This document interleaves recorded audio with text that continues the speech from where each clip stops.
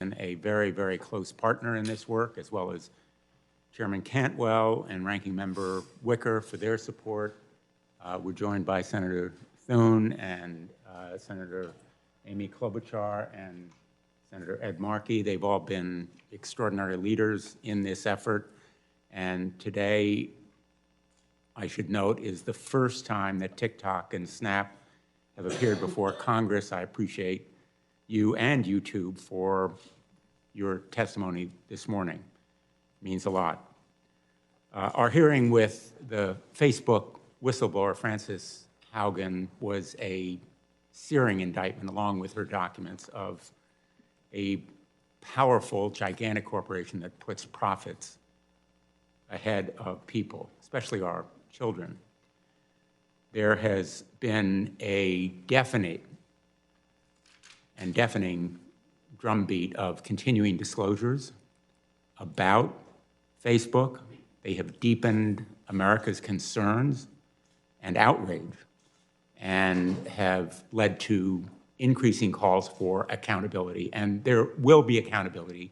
This time is different.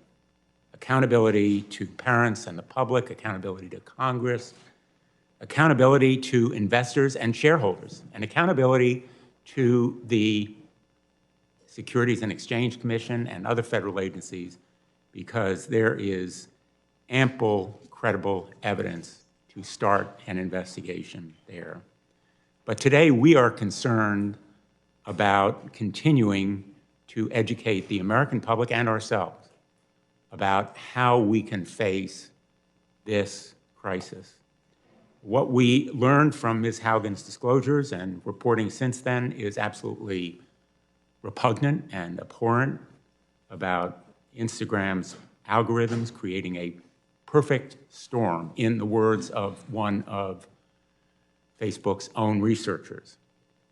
As that person said, it exacerbates downward spirals, harmful to teens, it fuels hate and violence, it prioritizes profits over the people that it hurts. In effect, the algorithms push emotional and provocative content, toxic content that amplifies depression, anger, hate, anxiety, because those emotions attract and hook kids and others to their platforms. In effect, the more content and more extreme versions of it are pushed to children who express an interest in online bullying, eating disorders, self-harm, even suicide.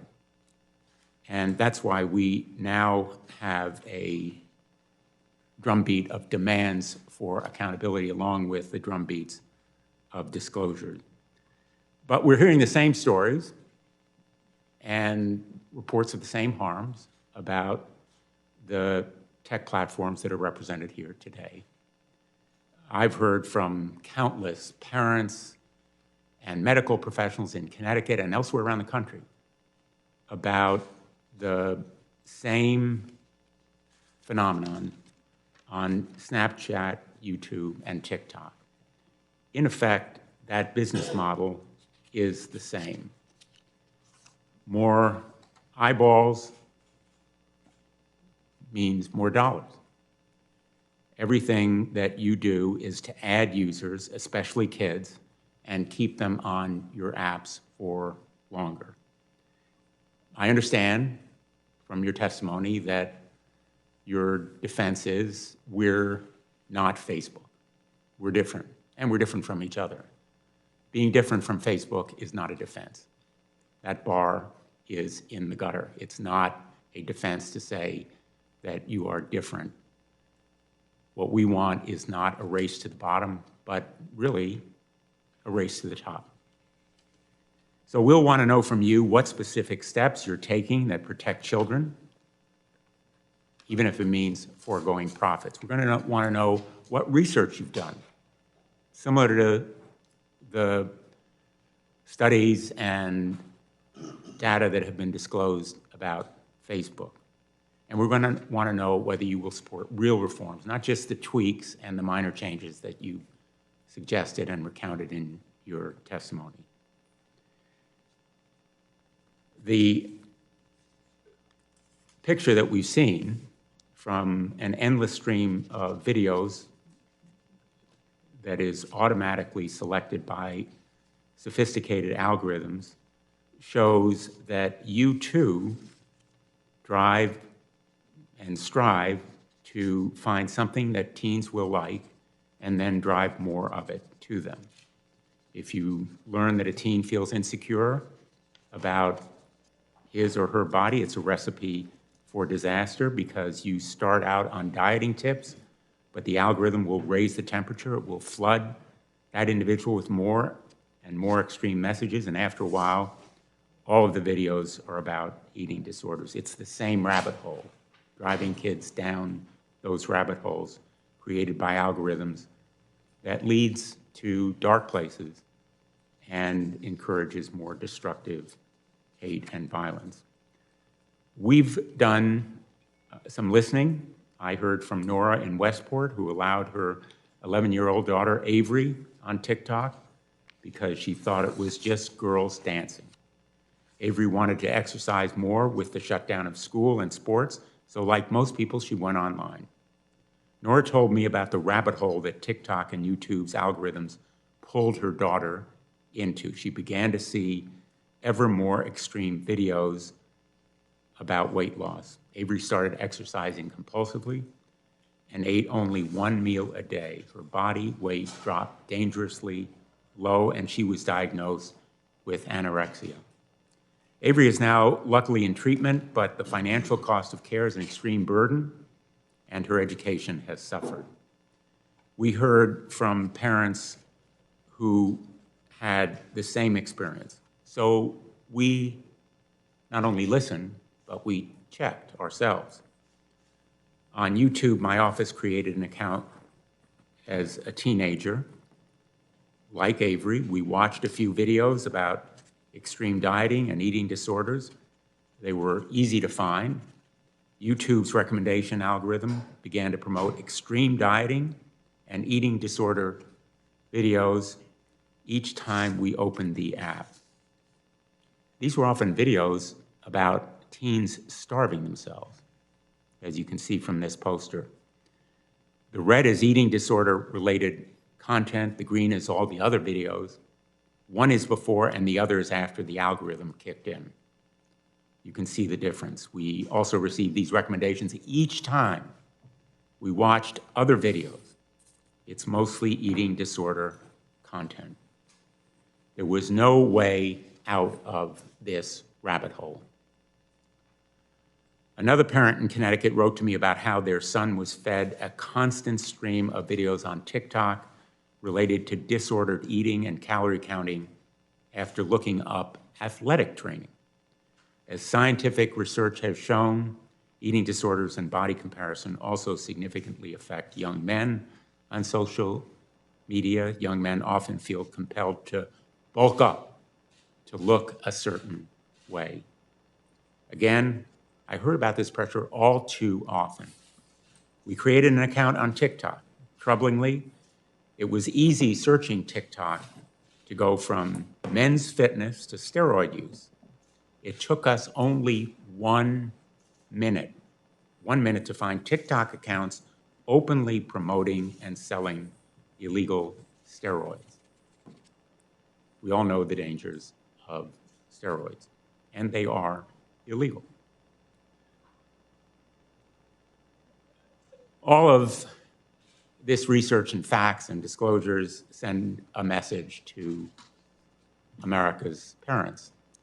You cannot trust big tech with your kids. Parents of America cannot trust these apps with their children. And big tech cannot say to parents, you must be the gatekeepers. You must be the social media co-pilots. You must be the app police, because parents should not have to bear that burden alone.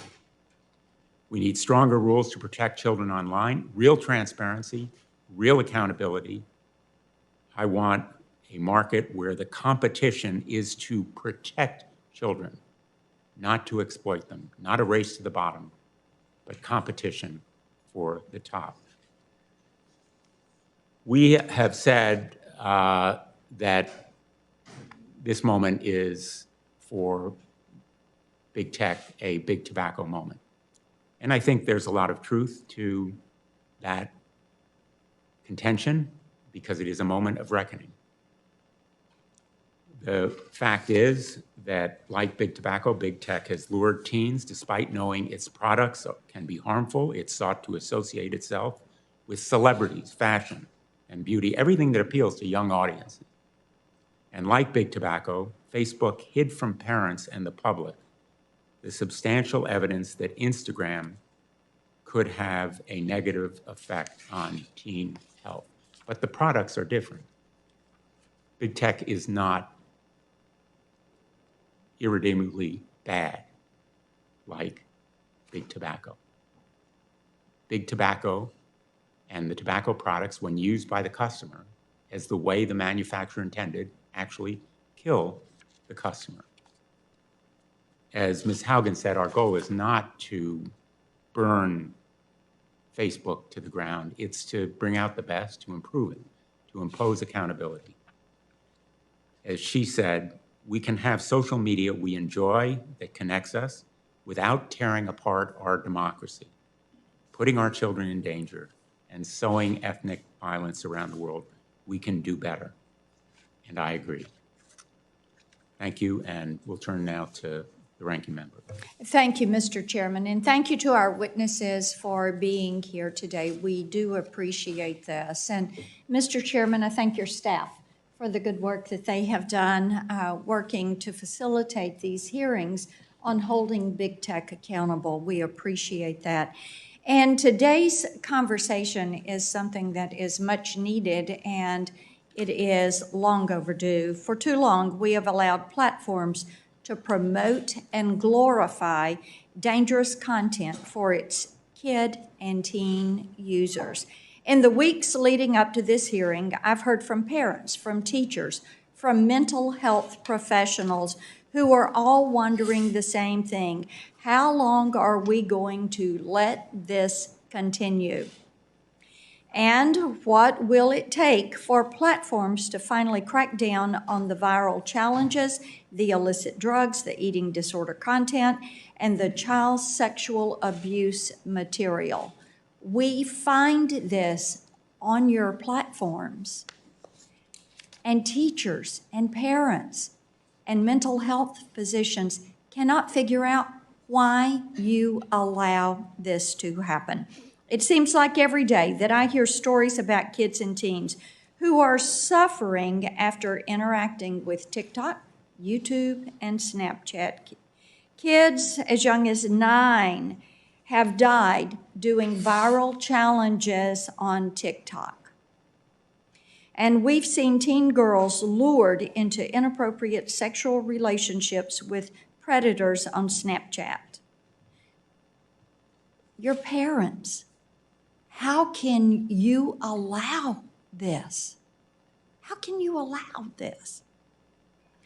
I've learned about kids and teens who commit suicide due to bullying that they've suffered on these sites and the platform's refusal to work with law enforcement and families to stop the harassment when asked. If it were your child, what would you do to protect your child? Does it matter to you?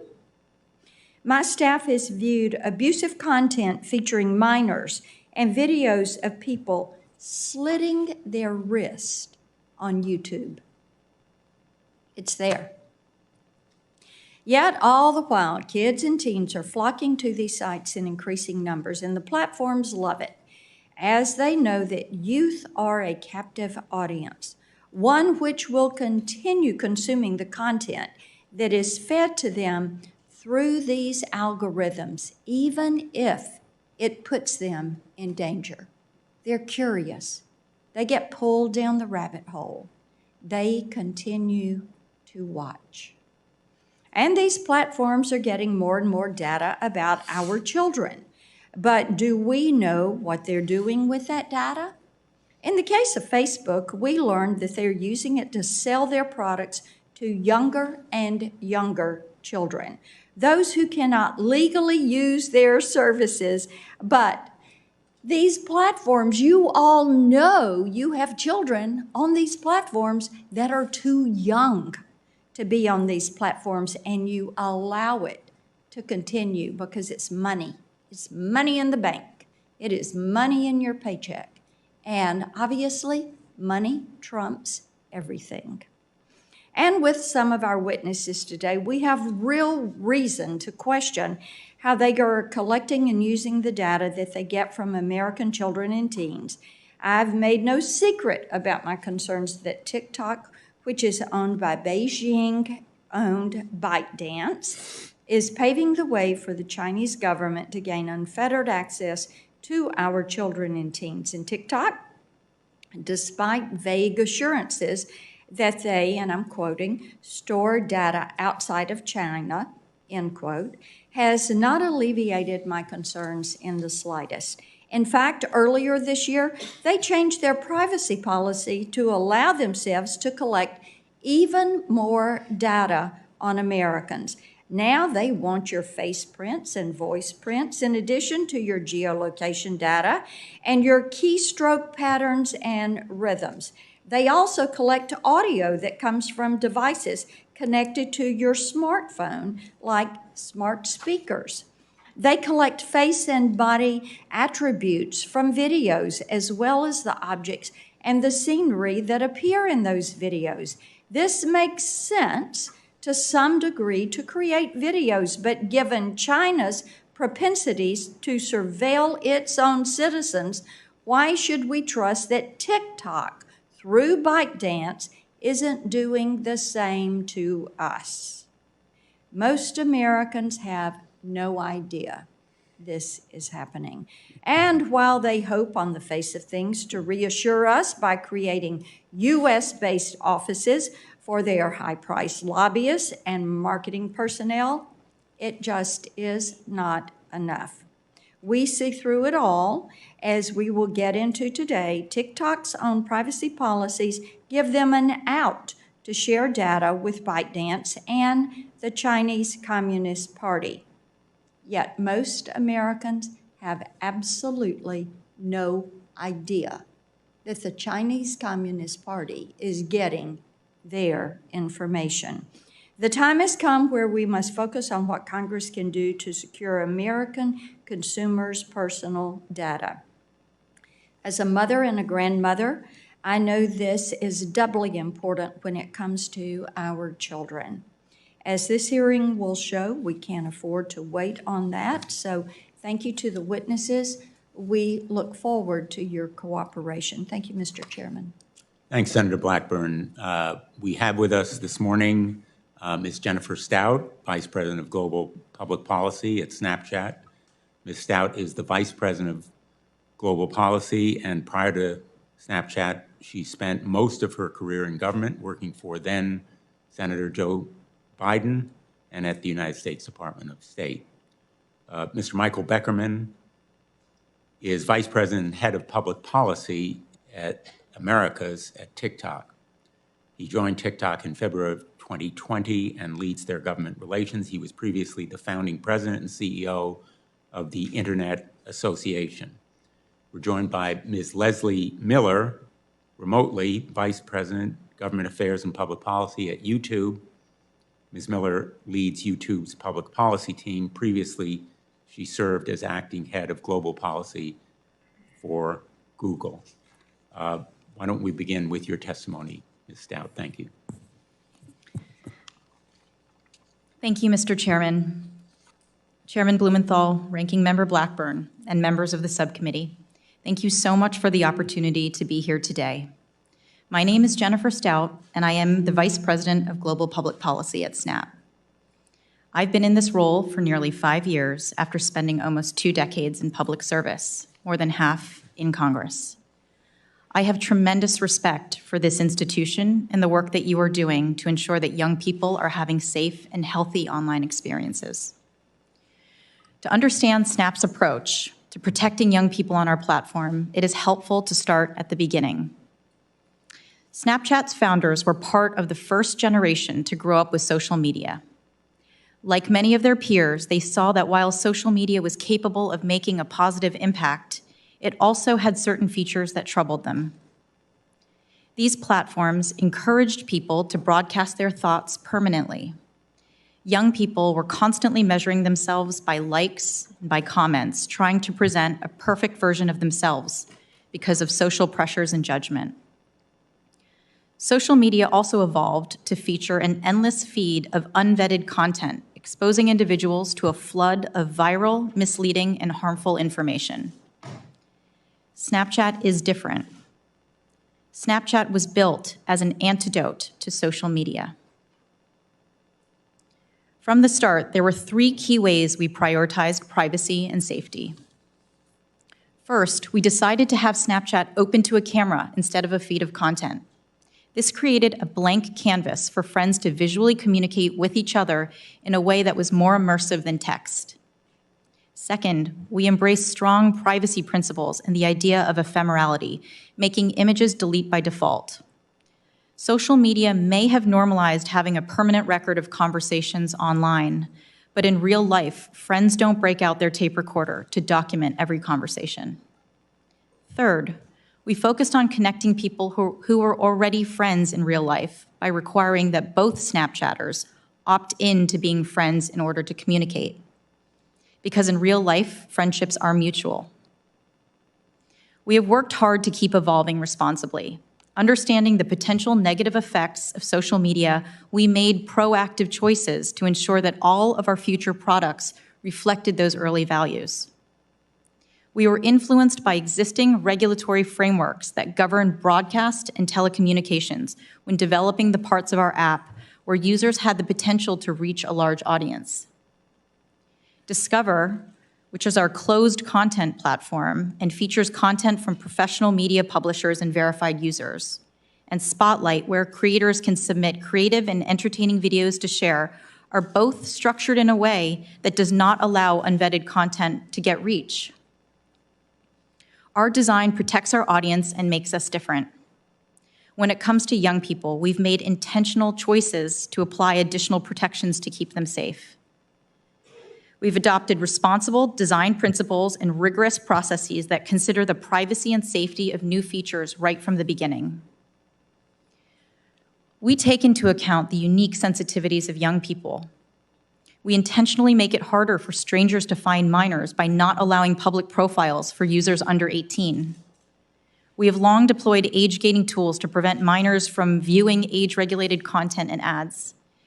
We make no effort and have no plans to market to young children. Individuals under the age of 13 are not permitted to create Snapchat accounts, and if we find them, we remove them. Additionally, we are developing new tools that will give parents more oversight over how their teens are using Snapchat. Protecting the well-being of our community is something we approach with both humility and determination.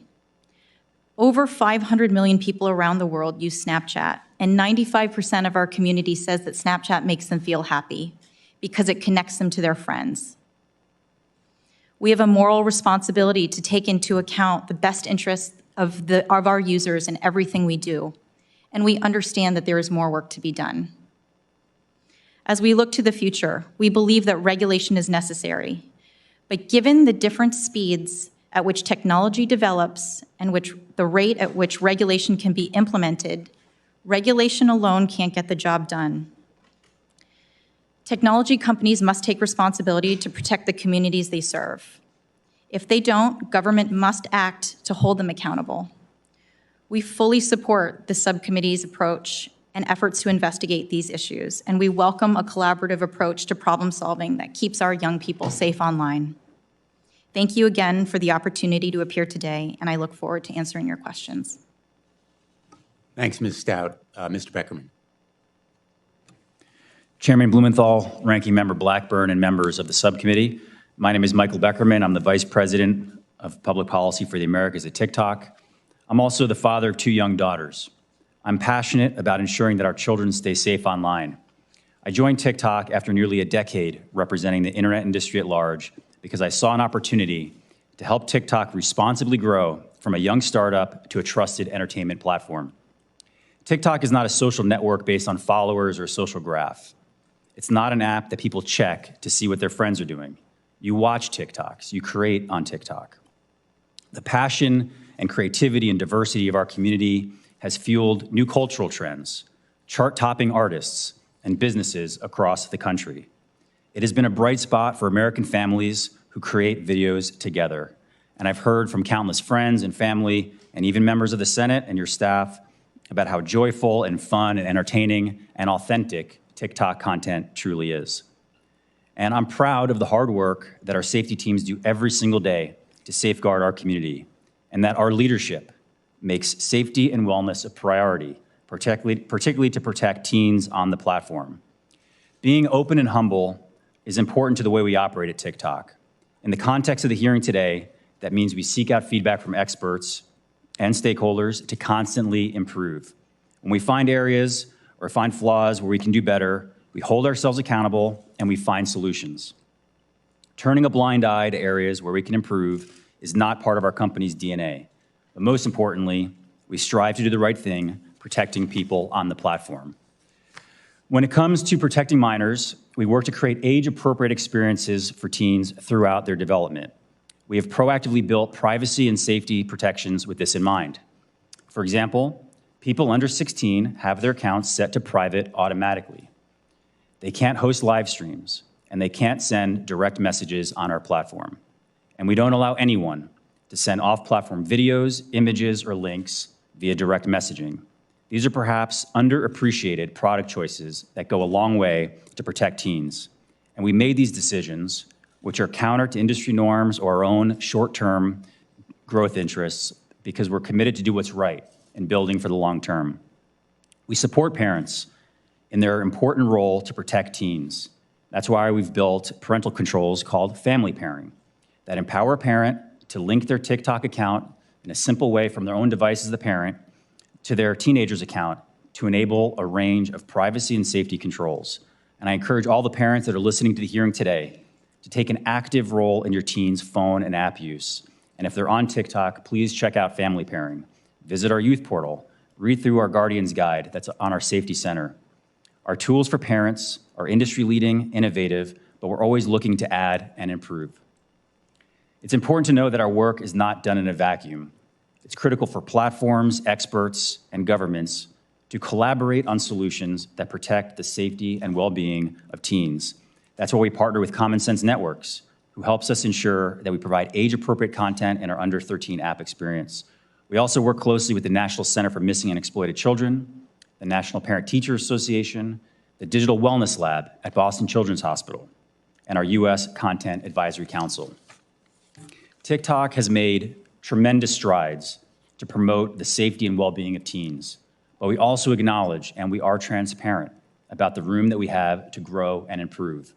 For example, we're investing in new ways for our community to enjoy content based on age appropriateness or family comfort. And we're developing more features that empower people to shape and customize their experience in the app.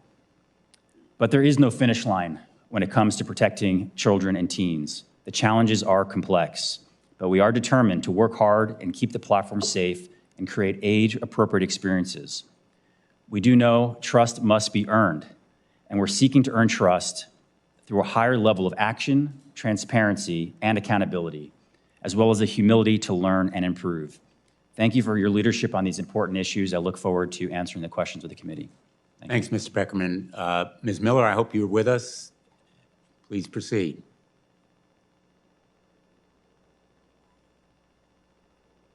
Sorry, I think I'm having a bit of technical difficulty. Can you hear me okay? We can hear you, and now we can see you. Thanks. Okay, wonderful. Thank you.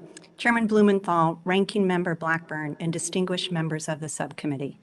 Thank you for the opportunity to appear before you today. My name is Leslie Miller, and I'm the Vice President of Public Policy at YouTube. As young people spend more time online, and given their changing needs as they grow up, it's crucial to put in place protections that allow them age-appropriate access to information. We do this by investing in the partnerships, technologies, and policies that create safer environments that allow children to express their imagination and curiosity and empower families to create the right experiences for their children. Our internal teams include experts who come from child development, child psychology, and children's media backgrounds. They work closely with the product teams to ensure that product design reflects an understanding of children's unique needs and abilities and how they evolve over time. The advice from trusted experts informs our ongoing improvements for YouTube Kids and our child safety policies. Our child safety specific policies, which I describe in greater detail in my submitted testimony, prohibit content that exploits or endangers minors on YouTube. Using a combination of machine learning and human reviewers across the globe, we commit significant time and resources to removing this harmful content as quickly as possible. Between April and June of this year, we removed nearly 1.8 million videos for violations of our child safety policies, of which about 85% were removed before they had 10 views. We are constantly working to improve our safeguards. We have also invested significant resources to empower parents with greater control over how their children view content on YouTube. In 2015, we created YouTube Kids as a way for kids to more safely pursue their curiosity and explore their interests while providing parents more tools to control and customize the experience for their families. Videos on YouTube Kids include popular children's videos, diverse new content, and content from trusted partners. After we launched YouTube Kids, we heard from parents that tweens have different needs, which weren't being fully met by our products. That is why we've worked with parents and experts across the globe in areas related to child safety, child development, and digital literacy to develop a solution for these parents, which we called supervised experiences. We launched this earlier this year on the main YouTube platform. Parents now have the option of choosing between 3 different content choices: content generally suitable for viewers aged 9+ or 13+, and then most of YouTube.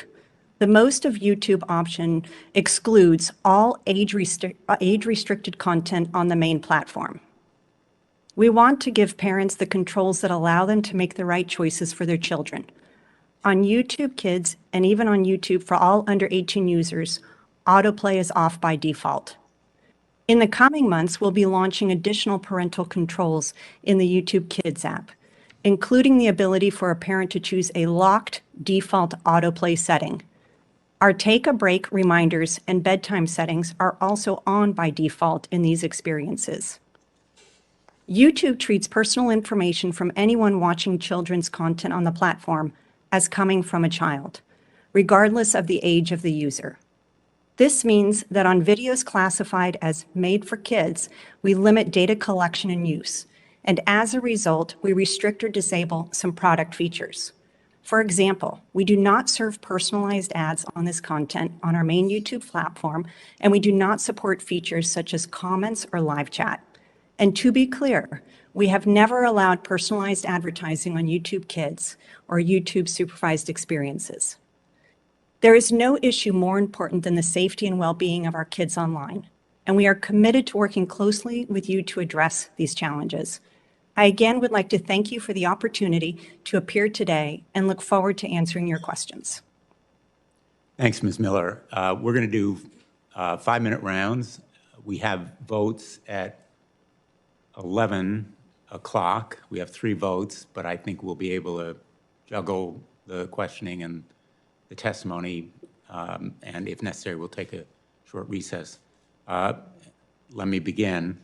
As you know by now, in August, Senator Blackburn and I wrote to Facebook asking whether they had done any research, whether they had any facts that showed harm to children. And in fact, they denied it. They dodged the question. They disclaimed that Instagram is harmful to teens. Let me ask you, and I think it's pretty much a yes or no question, the same question that we asked Facebook: have any of your companies conducted research on whether your apps can have a negative effect on children's or teens' mental health or well-being, and whether your apps promote addiction-like use? Have you done that research? Ms. Stout? Senator, we have conducted research. Much of our research is focused on our products and how we can improve our products and services to really meet the needs of our users and our community. And as I mentioned in my opening testimony, some of the research that we did shows that 95% of users say that Snapchat makes them happy. Will you make that research available to the subcommittee? Yes, Senator, we would. Mr. Beckerman? Senator, thank you for the question. We believe that research should be done in a transparent way. And for us, we partner with external experts and stakeholders to get their feedback. And we think that this is something that everybody can work together on. And additionally, we've actually supported passage of the CAMERA Act, which would have additional funding at NIH, and we'd love to see this done in an external way, in a transparent way. Ms. Miller? Yes, Senator. We work with experts to leverage their insights and research to make sure that our product and policy decisions are up to date based on their insights. Now, I've asked whether the research has been done that could show negative effects or addictive-like impacts. You've all indicated that you've done that research, and Ms. Stout has indicated that her company will make it available. I'm assuming, Mr. Beckerman, your company will? You're nodding. And Ms. Miller? Yes, Senator, we have published some research, and we would make additional available. Let me ask now about the black box algorithms. As you know, these algorithms exist. They function to drive sometimes toxic content at kids, more of it and more extreme versions of it. The consequences are potentially catastrophic, but the companies are, in effect, grading their own homework. They're evaluating their own effects on kids when it comes to addiction and harms. Let me ask you a similar question. Do you provide external independent researchers with access to your algorithms, data sets, and data privacy practices? In other words, if an academic researcher comes to you on child psychology and wants to determine whether one of your products causes teen mental health issues or addiction, could they get access to raw data from you without interference? Ms. Stout? So, Senator, I think it's important to remember that on Snapchat, algorithms work very differently. Very little of our content is sorted algorithmically. Well, So- I'm going to apologize because I'm going to interrupt just to say the question is about access to independent researchers on those algorithms that you do use. And there's no question that you have algorithms, correct? Correct, Senator. We do have algorithms, but they just operate very differently. To your question on whether we've had any requests for outside researchers or mental health specialists to come and access that, to my knowledge, we have not, Senator. But you would provide access to them. Yes, I think it's important to understand that algorithms for us just operate differently. So it's to compare them against different platforms, which would mean very different things. That's one of the facts that an independent or external researcher would verify, whether Indeed. they are different and how they're different if they are. Mr. Beckerman. Yes, Senator. We believe that transparency for the algorithm is incredibly important. We were one of the first companies to publish publicly a deep dive in how our algorithm works. We've also opened transparency and accountability centers where you invite outside experts and invite you, Senator, and your staff to come in and see exactly how the algorithm works. Additionally, it's important to give additional choice to people. And in your feed, for example, on TikTok, if you're not interested, you can indicate that, and we're adding additional tools to give choice and transparency to individuals as they're using TikTok. So external access, okay. Yes, sir. Ms. Miller. Senator, we're very transparent as it relates to the way in which our machine learning works. For example, we have our quarterly transparency report that summarizes the videos and channels that we removed based on violating our community guidelines. Earlier this year, we rolled out an additional statistic called the violative view rate. Well, again, Ms. Miller, I really apologize for interrupting. The question is whether you provide external independent researchers with access to your algorithms and data sets and data privacy protection. You allow external we independent regularly, researchers. I'm sorry, Senator. Do you provide that access? We regularly partner with experts, for example, in child development, mental health, to But work they are closely experts with them. chosen by you. If somebody independent came to you and wanted that access, yes or no, would you permit it? Senator, it would depend on the details, but we are always looking to partner with experts in these important fields. Well, I'm going to cite the difference between your response and Mr. Beckerman's and Ms. Stout's, which indicates certainly a strong hesitancy, if not resistance, to providing access. Let me ask you, Ms. Miller, I think one of the issues here really relates to the claim that these sites are transparent and truthful, which is belied by our actual experience, and the fact that they favor regulation. In the case of Facebook, they have mounted armies of lawyers, paid millions of dollars to fight regulation, whether it's the Earn It Act and other responsible reforms to Section 230, or privacy legislation, or requirements to be more transparent on algorithms. According to the details made public last week, in a multi-state antitrust case, Google has, quote, sought a coordinated effort to forestall and diminish child privacy protections in proposed regulations by the FTC and legislation. That filing described attempts to encourage Facebook and Microsoft to fight privacy rules and back down on advocacy for legislation, in particular a meeting where that exchange occurred. This disclosure made news, but everybody in DC really knew it was true. What was new is that Google's hypocrisy was finally called out. The fact is that Google and YouTube have been fighting against privacy behind the scenes for years. It's hidden in plain sight. It's an open secret. You've been lobbying the FTC to weaken our existing privacy rule. We spent vast sums of money fighting California's privacy rules. I want to ask you, Ms. Miller, what work has YouTube done to lobby against Congress strengthening online protections for children, and is that report and that claim by the multi-state plaintiffs accurate? Senator, I understand that the material that you're referencing was regarding our point of view on e-privacy legislation in Europe. Our CEO, Sundar Pichai, has regularly called for comprehensive privacy legislation in the U.S. And on behalf of YouTube, I am not aware of any efforts other than to be involved in conversations in a multi-stakeholder way as it relates to any legislation or bills that are being introduced regarding the oversight or regulation of companies such as YouTube. So you're saying that these reports about political pressure and lobbying against children's privacy and safeguards are just totally false? I think we work with lawmakers such as yourself regularly to have conversations to share what we are doing on the platform, the updated protections we are putting in place, but also to hear your concerns and to work with you as you contemplate new regulations. Will you commit that you'll support privacy legislation as has been proposed?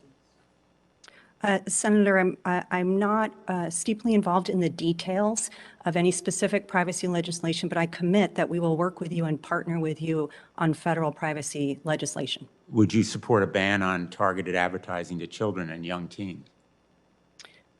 Senator, at YouTube, we prohibit personalized advertising in YouTube Kids, as well as in supervised experiences.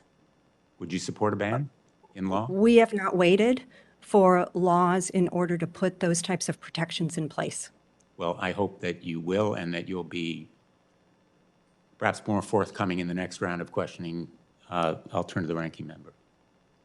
Thank you, Mr. Chairman. Mr. Beckerman, I want to come to you first. In the past, TikTok has said that it has never, nor would it ever, share and provide user data to the Chinese government, even if asked. Yet your privacy policy says you can disclose data collected to respond to government inquiries. It also says you share data you collect with your parent companies and affiliates, and that you transmit user information to servers and data centers overseas. And earlier this year, the Chinese Communist Party acquired an ownership stake and a seat on the board of ByteDance. So does TikTok share user data with its parent company, ByteDance? Thank you, Senator. This is an important question, and I'm glad you're asking. TikTok does not... Quickly. Excuse me? Running. Quickly, please. Yes, Senator. We do not share information with the Chinese government, and I would like to point you to a Citizen Lab report, which is one of the most well-respected global national security experts, where they said, our research shows that there's no overt data transmission to the Chinese government, and our testing, TikTok did not contact any servers within China. And then the report goes on to state, Senator, Then let me that ask TikTok you- does not pose a threat to national security, and I'd be happy to submit that report Okay, let me for the ask you, record. please submit the report for the record. Do any ByteDance employees have access to TikTok user data or any role in creating their algorithm? Senator, U.S. user data is stored in the United States. Our backups are in Singapore, and we have a world-renowned U.S.-based security team that handles access to user data. I understand that you say you store it in Singapore. Tell me about programmers, product developers, and the data teams. Are they housed in China? Senator, like many technology companies, we have engineers in the United States and throughout and around the world. And so they have access to algorithms and data? Senator, we have engineers in the United States, and we also have engineers. So that answer is yes. What about Douyin? ByteDance says they are fully separate, but do Douyin employees have any access to TikTok user data or input into the algorithm? Senator, that's a completely different app from TikTok. And No, it's a related company. You might want to check that. If the Chinese Communist Party asks you for U.S. user data, what is to stop you from providing it, since they have a seat on the board of ByteDance and they have a financial stake in the company? Senator, that's not accurate. One, they do not have a stake in TikTok at all. Oh, yes, they do. It happened in August. Senator, that's not That accurate. is ByteDance, and we can clarify that for the record. But the record is that the Chinese Communist Party acquired a stake in ByteDance in August, and they now have a seat on the board. So let's talk about TikTok's privacy policy. It says you collect and keep a wide variety of information, including biometric data such as face prints, voice prints, geolocation information, browsing and search history, not just on TikTok, but on other apps, and keystroke patterns and rhythms. Why do you need all of this personal data, especially on our children, which seems to be more than any other platform collects? Senator, many outside researchers and experts that look at this have pointed out that TikTok actually collects less data than many of our peers. And on the keystroke issue... Outside researchers that you're paying for? No, Senator.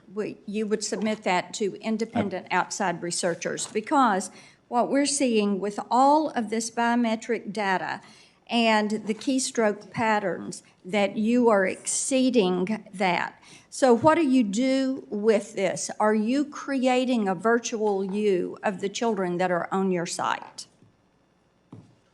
Senator, I don't know what you mean by virtual you.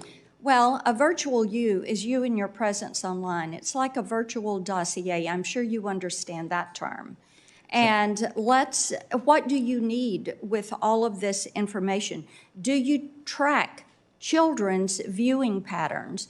Are you building a replication of where they go, their search history, their voice, their biometrics? And why does TikTok and ByteDance and Douyin need that information on our children?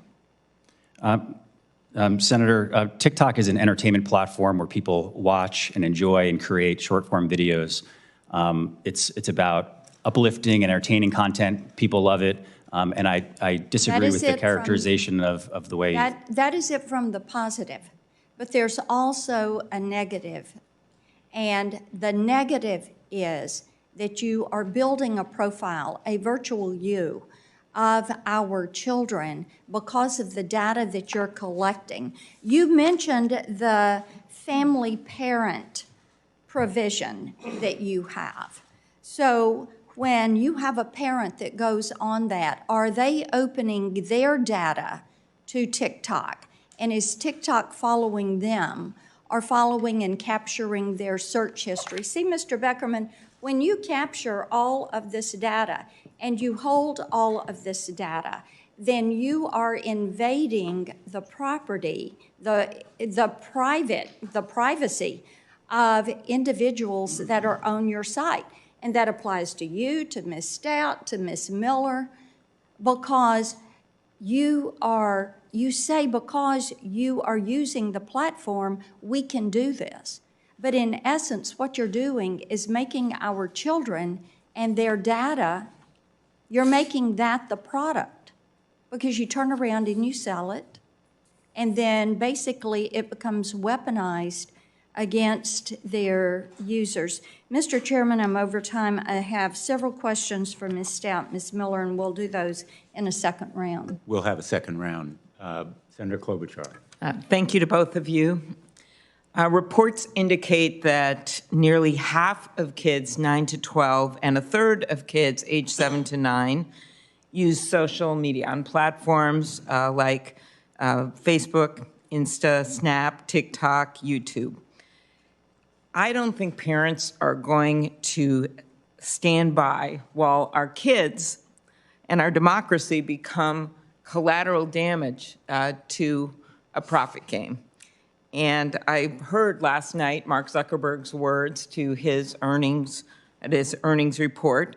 And while he may be out there acting as a victim at his $29 billion quarter earnings report meeting, the true victims, the mom in Duluth who can't get her kid off Facebook to do her homework, the dad mourning losing a child to a Snap speed filter that measured the kid at going 123 miles per hour, trying to beat the filter, or a child exposed to content glorifying eating disorders on TikTok.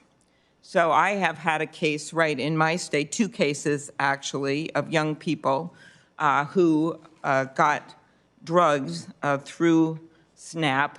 And I wanted to first start out with that with you, Ms. Stout. This is a story, there's 2 kids, Devin Noring, Ryan McPherson. Devin's story, he was suffering from dental pain at the beginning of the pandemic. He couldn't go in to see a doctor. He'd been given a Percocet before, and a classmate said he had a Percocet. Well, what this young man did not know is that this Percocet was laced with fentanyl, and he died just like that. As his mom said in a letter to me, all of the hopes and dreams we as parents had for Devin were erased in the blink of an eye. A group of parents, including Devin's mother, Bridget, demanded answers and accountability from Snap on this issue in a letter to you in September. Ms. Stout, I want to know what the answers are. Will you commit to providing more information about the automated tools Snap uses to proactively search for illegal drug-related content as the parents ask? Senator, I very much appreciate you raising this issue because it has been a devastating crisis that's been afflicting our young people. I want to make clear we are absolutely determined to remove all drug dealers from Snapchat, and we have been very public about our efforts in this space. First of all, we have stepped up our operational efforts, and my heart goes out to the family of Devin Noring. I've met with Bridget Noring. I met with her back in April. I heard from her and other families to understand what is happening to them, their experience, and also what's happening on Snapchat. We have stepped up and we have deployed proactive detection measures to get in ahead of what the drug dealers are doing. They are constantly evading our tactics, not just on Snapchat, but on every platform. We've also stepped up our work with law enforcement. Just last week, we had a law enforcement summit where we gathered over 2,000 members of law enforcement across the country so that we can understand what they're dealing with and find out best practices on how we can get them the information they need to help their investigation. And finally, Senator, this is so important, but we have deployed an education and awareness campaign because what is happening on our platforms all across social media and technology platforms is that young people who are suffering from mental health and stress induced by the pandemic and other issues, they are reaching for substances, oftentimes pills and opioids. But these substances are laced with fentanyl, enough fentanyl to kill them. But here's my problem is that if a kid had just walked into, say, a pharmacy, you wouldn't be able to buy that or get that. But in this case, they can get on your platform and just find a way to buy it. And that is the problem. And I guess I want to know, are you going to get your drugs? I appreciate everything you said. I appreciate you meeting with the mom. Are you going to get drugs off Snapchat when you have all these kids, half the kids in America looking at these platforms? I assure you, this is such a top priority for our entire company. And Senator, it's not just happening on our platform, it's happening on others. So therefore, we need to work collectively with other platforms, the other companies that are here today. That's good. To work together. Okay, thank you. I think there's other ways to do this too, as creating liability when this happens. So maybe that'll make you work even faster so we don't lose another kid. Mr. Beckerman, recent investigation by the Wall Street Journal found that TikTok's algorithm can push young users into content glorifying eating disorders, drug, violence. Have you stopped that? Yes, Senator. I don't agree with the way the Wall Street Journal went about that, but with that said, we have made a number of improvements to the way people can have control over the algorithm and have age-appropriate content on TikTok. Okay, and what are those changes? Like, are they still getting? They're completely protected now from this content? Senator, the content related to drugs, as you're pointing out, it violates our community guidelines. As it relates to minor safety, over 97% of violative content is removed proactively. Of course, we want to get to 100%, and it's something that we're constantly working on. Are you aware of any research studies your company has conducted about how your apps may push content promoting eating disorders to teens? No, Senator. Okay. Did you ask for any hurdle studies on eating disorders before testifying? Not that I'm aware, but we do work with outside experts to understand all of these issues. I think it should be done in a transparent way. As I mentioned earlier, I'd love to see the CAMERA Act passed so we can have additional research in the public domain that all of us can learn from and improve. Okay, I'll save my questions for Ms. Miller for the next round. Thank you. Thanks, Senator Klobuchar. And again, I would remind everyone that you've committed to provide the research that you just referred to in your responses to Senator Klobuchar. All of you have committed to provide that research, and we'll look forward to receiving it within days or weeks, not months. And I particularly appreciate Senator Klobuchar's reference to creating liability as a strong incentive, which would involve reform of Section 230. I understand. And Mr. Chair, if I could put this letter in from the parents into the record. Without objection. Thank you. We've been joined by Senator Cantwell remotely. Mr. Chairman, I would defer to my colleagues, Senator Markey and Senator Baldwin. Thanks very much. Senator Markey. Thank you. Thank you, Mr. Chairman, very much. The problem is clear. Big tech preys on children and teens to make more money. Now is the time for the legislative solutions to these problems. And that starts with privacy. I've introduced bipartisan legislation to give children and teens a privacy bill of rights for the 21st century. Today, a 13-year-old girl on these apps has no privacy rights. She has no ability to say no. No, you can't gobble up data about me. No, you can't use that data to power algorithms that push toxic content towards me. No, you can't profile me to manipulate me and keep me glued to your apps. No. You have no rights. 13-year-old girl in the United States of America in the year 2021. My bipartisan Children and Teens Online Privacy Protection Act gives 13, 14, and 15-year-olds that right to say no. To each witness, do you support my legislation to update the Children's Online Privacy Protection Act to give that 13, 14, and 15-year-old control of their data? Ms. Stout.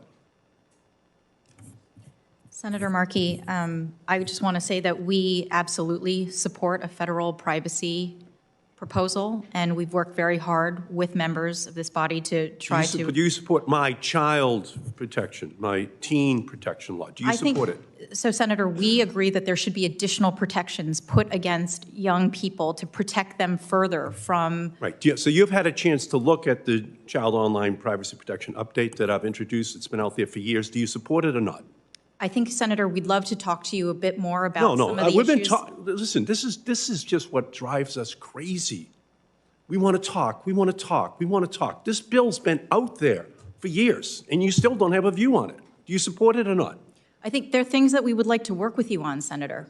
Listen, this is just the old game. Mr. Beckerman, do you support the Child Online Privacy Protection Act being updated the way my legislation does? Senator, thank you for your leadership on this issue. It's been very important. Yes, we agree that COPPA needs to be updated, particularly as it relates to the way age verification happens across the internet. It's an area that I think has been not given as much attention as it deserves, that we do agree that COPPA does need to be updated. Do you support my legislation to update it? You've had plenty of time to look at it.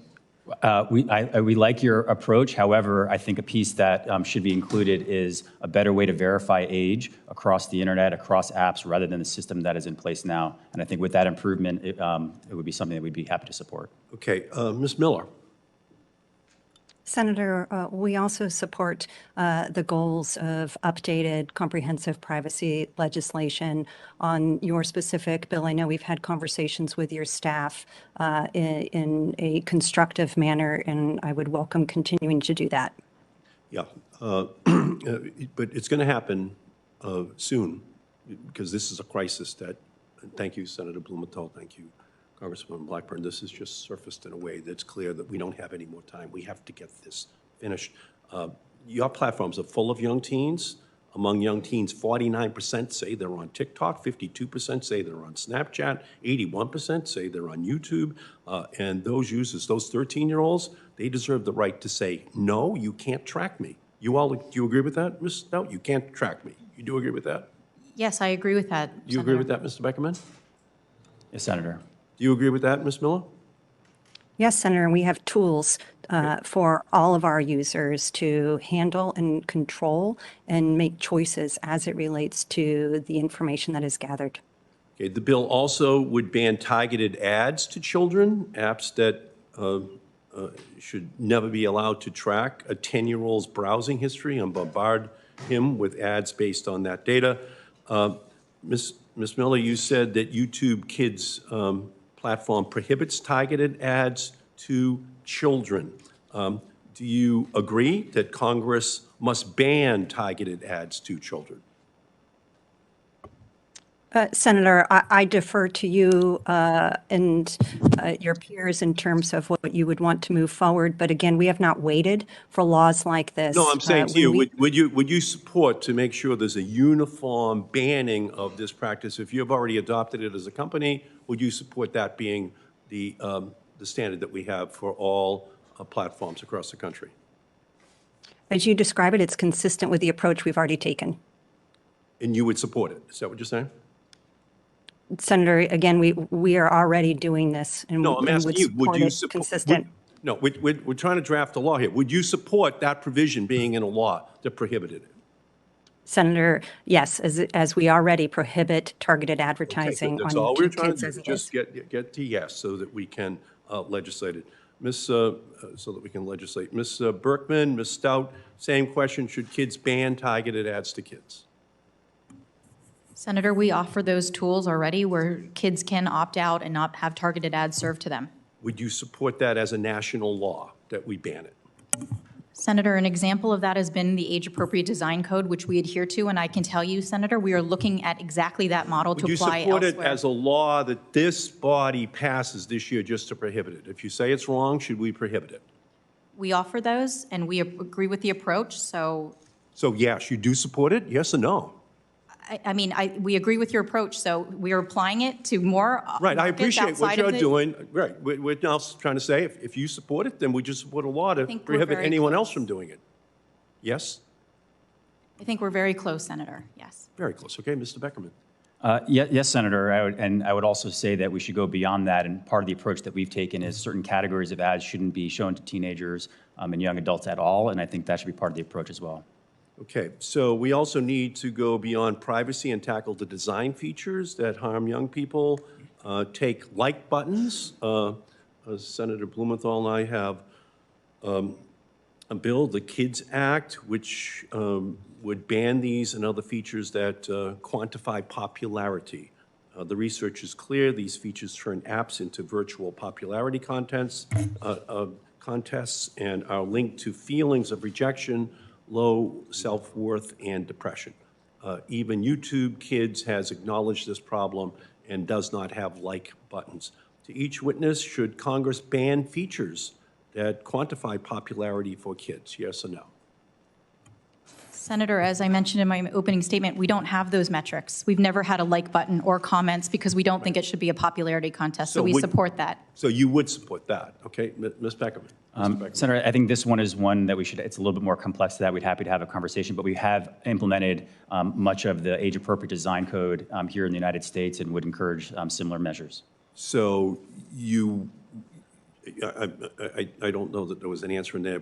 You said it's complicated. Do you support banning it or not? On banning likes, Likes, yes. I think, again, if we wanted to set it by age, that's something that we could look at. Ms. Miller? Senator, as you noted, we are already prohibit things on YouTube Kids such as being able to comment, and we would support working with you in regulation in this area. Okay, well, you would support working with us, but would you support banning likes? Yes, Senator, again, we already do not allow for this on the YouTube Kids platform. Okay, good. And again, the American Academy of Pediatrics just declared a national state of emergency for children and teen mental health. We need to outlaw the online features that exacerbate this crisis. The question that, we have to answer ultimately is, whether or not, for example, we're going to ban autoplay for kids. With this feature, when one video ends, another quickly begins. Kids stay glued to their phones, so apps collect more data and make more money. Today, 82% of parents are worried about their kids' screen time. To each of you today, do you agree that Congress should ban autoplay for kids? Yes or no? Ms. Miller, we'll start with you this time. Yeah, Senator, each of the items that you're outlining, we already prohibit. We have the default set to autoplay off on YouTube Kids as well as for supervised experiences. Okay, so you would support that being legislated? Yes, sir. Okay, Mr. Beckerman. For us, Senator, we have take-a-break videos and time management tools, but as it relates to autoplay on TikTok, you have to proactively switch to the next video. So would you support that legislation passing then, which would ban autoplay? We'd be happy to look at it and talk to you about it. You don't do it. Again, I think it's important as we look at age-appropriate features for teens. It's something that we build into TikTok proactively. But again, as we look at legislation, I do think a first step is something around age verification across apps. Again, this is the historic problem. Yes, Ms. Stout, would you support it? Senator Markey, I don't believe we have autoplay on Snapchat, so I would defer and say that that's something we need to look at more closely. Okay. And I'm not familiar with that piece of the proposal in your legislation. Okay, great. We have a lot of work to do. We have to telescope the time frame, I think, Mr. Chairman, to get these people to finally Telescoping the start studying it timeframe and finally sounds good. start acting. Thank you, Mr. Chairman. Thank you. Thanks, Senator Markey. Thanks for all your good work. Senator Baldwin. Or actually, I see Senator Cantwell is here. Oh, sorry, Senator Thune. Thank you, Mr. Chairman. We all know social media offers a lot of benefits and opportunities, but like has been expressed this morning, I have concerns about the lack of transparency online and limited accountability of big tech companies. And one of the major problems with social media that has been increasingly concerning is social media's platforms' use of algorithms to shape and manipulate users' experience, resulting in individuals being trapped in what we call the filter bubble. The filter bubble can be particularly troubling for younger users. For example, a recent Wall Street Journal article described in detail how TikTok's algorithm serves up sex and drug videos to minors. I have a bill, the Filter Bubble Transparency Act, and another bill called the PACT Act that would make significant strides in addressing the lack of transparency online. And importantly, the Filter Bubble Transparency Act would give consumers the option to engage with internet platforms without being manipulated by opaque algorithms.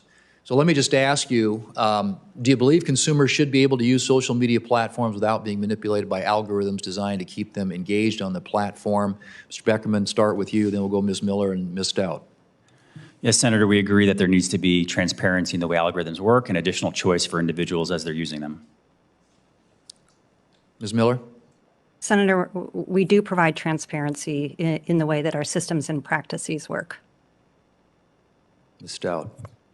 Senator Thune, it's important to understand that what we apply algorithms to is a very small set of content, and we do provide transparency to our users, where users get to select interest categories that then determine the kind of content that they're served up. But it's not an unlimited list or set of user-generated content.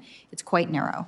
But I don't know that you or Ms. Miller really answered the question, and that is, should consumers who use these social media platforms be able to use them without being manipulated by algorithms? Senator, yes, I agree with you. Ms. Miller? Yes, Senator.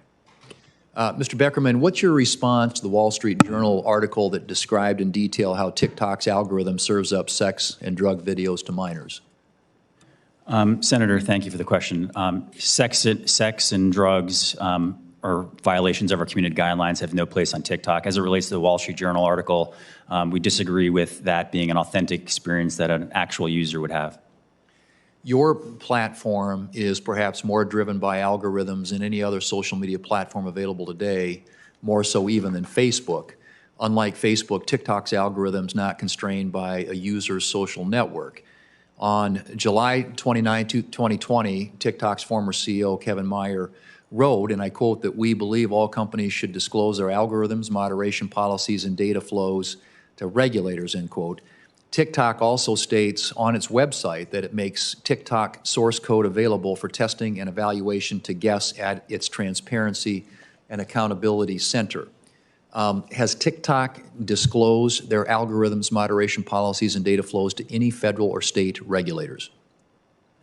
Senator, yes. I mean, as we pointed out, we do have these transparency centers, and we've done, I think, over 100 tours with members of the Senate, their staff, and others in the U.S. government, and we'd be happy to continue to be transparent in how that works. And I think maybe that Senator Blumenthal maybe touched on this, but in keeping with TikTok's disclosure practices announced in July of 2020, would you commit to providing TikTok's algorithms, moderation policies, and data flows to this committee? So that we may have independent experts review them? Yes, sir. Thank you. Ms. Miller, does YouTube engage in efforts to change its users' attitudes, behaviors, or influence its users in any way?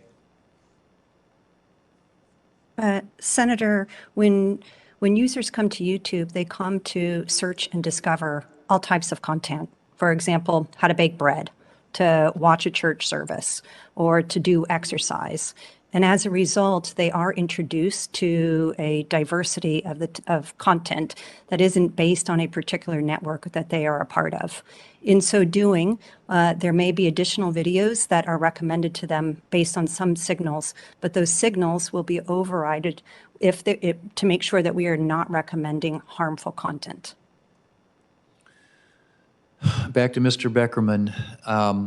all Chinese internet companies are compelled by China's national intelligence law to turn over any and all data that the government demands, and that power is not limited by China's borders. Has TikTok provided data to the Chinese government on Chinese persons living in the United States or elsewhere outside of China? No, Senator. TikTok is also not available in China, and as I'd like to point out that our servers with U.S. data are stored in the United States. Does TikTok censor videos of Tank Man, the famous video of the young man who stood his ground in front of a procession of Chinese Army tanks during the 1989 Tiananmen Square crackdown in Beijing? No, Senator. You can find that content on TikTok if you search for it. Okay. Mr. Chairman, I would suggest that, as has already been pointed out on the committee, that I think there are a number of things that we need to address. Congress needs to be heard from in this space, and particularly with respect to the use of algorithms and the way that users are manipulated, and as you've all already pointed out, particularly young people. So I hope that we can move quickly and directly and in a meaningful way to address this issue. Thank you. Thank you. I think we have strong bipartisan consensus on that issue. Thank you, Senator Thune. Senator Baldwin. Thank you, Chairman Blumenthal. I would like to just note that this series of hearings really began with the revelation that internal research at Facebook revealed the negative impacts on teenagers' body images from using the company's Instagram platform. And we learned, based on research by the chairman's staff, how quickly somebody on Instagram can go from viewing content on healthy eating to being directed towards postings that focus on unhealthy practices, including glorifying eating disorders. I know we don't have Facebook and Instagram before us today, but I'm particularly concerned about the impact that that type of content can have on young users. I recently joined Senators Klobuchar and Capito, with whom we sponsored the Anna Weston Act, legislation to support training and education on eating disorders, on a letter to Facebook and Instagram seeking more details about how they handle this issue. But I want to ask each of you, can you briefly outline the steps your companies are taking to remove content that promotes unhealthy body image and eating disorders and direct users to supportive resources instead?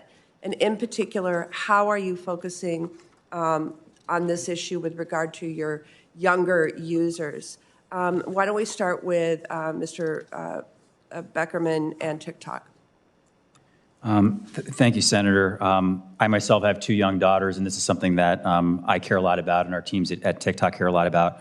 One, I want to assure you we do aggressively remove content like you're describing that would be problematic for eating disorders and problem eating. Second, we work with outside groups and direct people that are seeking help. And one thing we've heard is that people that are struggling with eating disorders or other weight loss issues come to TikTok to express themselves in a positive way, and so it has been a more of a positive source. And lastly, we don't allow ads that target people based on weight loss and that kind of content. Ms. Stout. Thank you, Senator Baldwin. I want to make clear that the content that you describe, content that glorifies eating disorders or self-harm, is a complete violation of our community guidelines. Also, as I described earlier, we don't allow unvetted, unmoderated content from being surfaced up to our users. Discover, which is our media publisher platform, which we partner on with people and publishing companies like the Wall Street Journal or NBC News, all of that content is vetted and moderated ahead of time. But specifically, yes. Can I interrupt and ask, is that done through AI or humans? No, these are hand-picked partners that Snapchat has selected to say, in this closed garden of content, which is Discover, we will allow certain publishers and media companies to provide news, entertainment content, ESPN or CMT or, the Washington Post, in fact. So users can come, look at that content. It's all pre-moderated and curated. So it's not an unlimited source of user-generated content where you could go down a rabbit hole perhaps and access that kind of hurtful, damaging content on body image. But I think you raised a very interesting question. What are the products that you're surfacing? How are we helping users find positive resources? And as a result, we did conduct research about the mental health effects of body image and self-harm, and we created a product called Here For You. This was created in 2020 in the height of the pandemic, when users are in Snapchat and they search anorexia or eating disorder, instead of perhaps being led to content that could be harmful, that content which is against our guidelines, we now surface expert resources that show content that can help that user. Maybe it helped them, maybe help their friends. So this is a redirection of that kind of search for potentially hurtful and harmful content that then steers the user to resources that may help them or a member of their, circle of friends. Ms. Miller. Senator, we take a comprehensive and really holistic approach on topics like these. We prohibit content that promotes or glorifies things such as eating disorders. It has no place on our platform. But we also realize that users come to share their stories about these experiences or find a community, let alone to find authoritative sources, which is what we raise up on searches like this. In addition, we also roll out programs and initiatives such as the With Me campaign, whereby we are encouraging users to spend their time, particularly during COVID, in pursuing healthy habits. So we look at this in a very holistic way to make sure that YouTube is a platform where people come and they have a healthy experience, and we, again, prohibit the type of content that glorifies or promotes these issues such as eating disorders. And just if I can follow up the same way I did with Ms. Stout, when you remove content, how are you filtering that out? Are you using artificial intelligence, or are you using a team of humans who are a team of people who are looking at that content and deciding whether to remove it or not? It's a mix, Senator. So it's a mix of when we develop content policies, we rely on experts to inform the development of these policies. And then we have machine learning to help us capture this type of content at scale. You'll see in our quarterly transparency report that more than 90% of content that violates our community guidelines are flagged originally by machines. And then there's a mix of human reviewers. Thank you. I want to thank the Senator Blumenthal and Senator Blackburn for holding this subcommittee hearing. And as the witnesses can see, our colleagues are well-informed and very anxious to get legislative fixes to things that they think are crucial to protecting individuals and protecting people's privacy. So I want to thank them for that. Yesterday, Motherboard Vice had an article that basically the headline was location data from GPS data from apps are given even when people have opted out. So basically I'm going to enter this for the record unless there's objection, but quote, the news highlights a stark problem that smartphone users, that they can't actually be sure if some apps are respecting their explicit preferences around data sharing. The data transfer presents an issue for the location data companies themselves. So basically, these companies are reporting information about location even when people have explicitly opted out. And so they're continuing to collect this information. That is what the report of researchers and Motherboard found. So I have a question. Do you believe that location data is sensitive data and should be collected only with consumers' consent? All the witnesses, please. Yes, Senator, we agree. Yes, Senator, agree.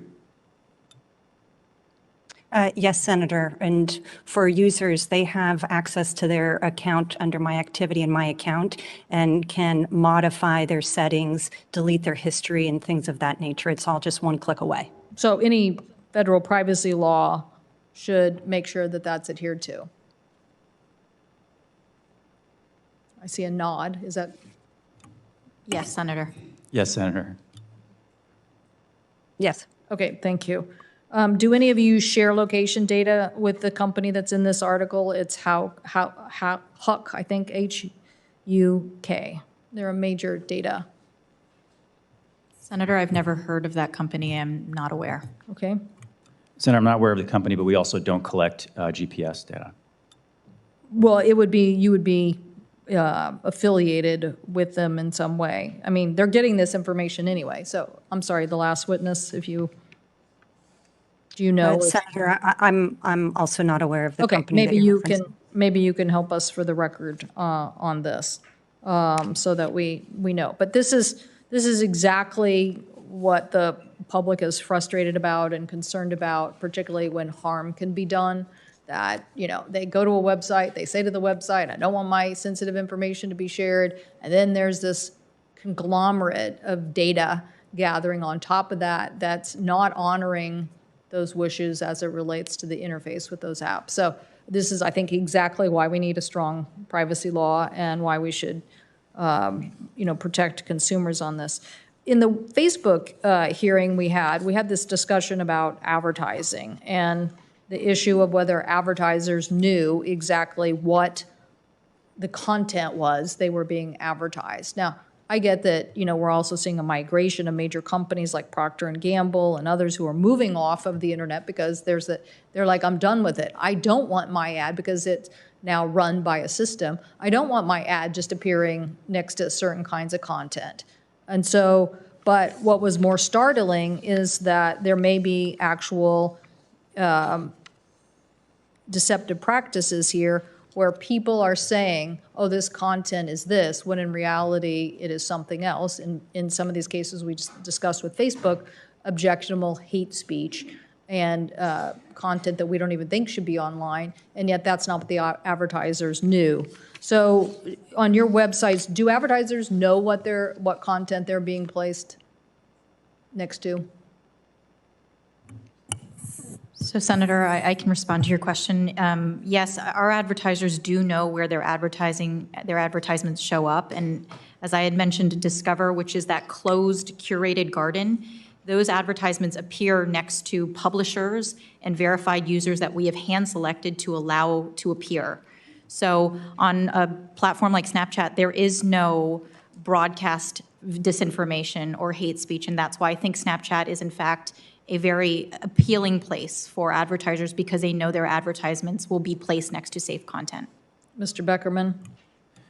Yes, Senator.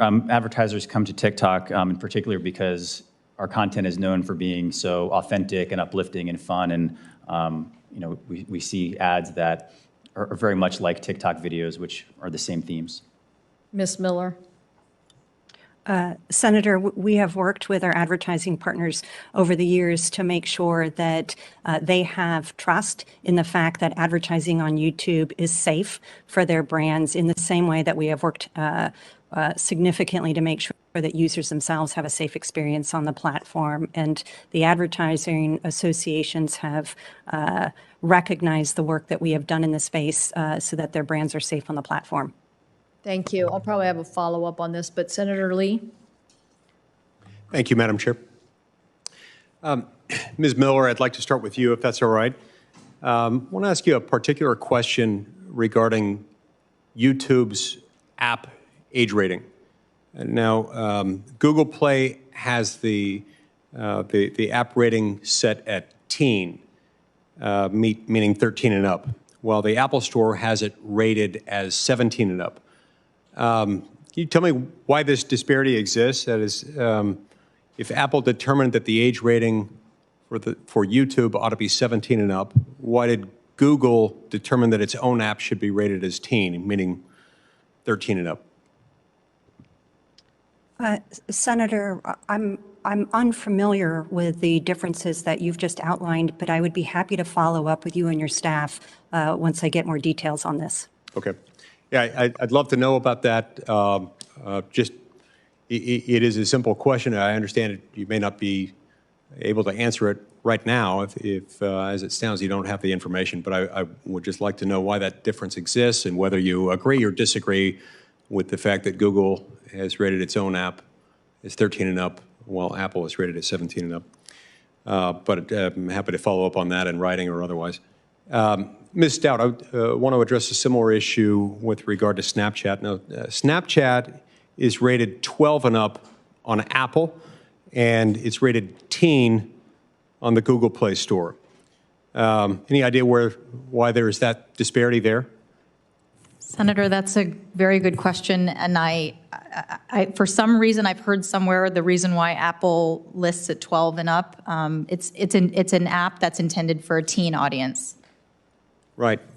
And why is there a disparity between the age rating and the content that's available on that platform?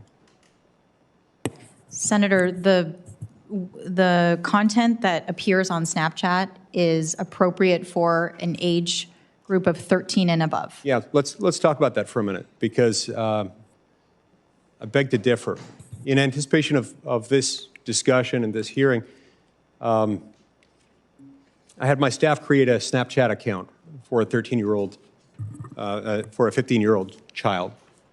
Now, they didn't select any content preferences for the account. They simply entered a name, a birth year, and an email address.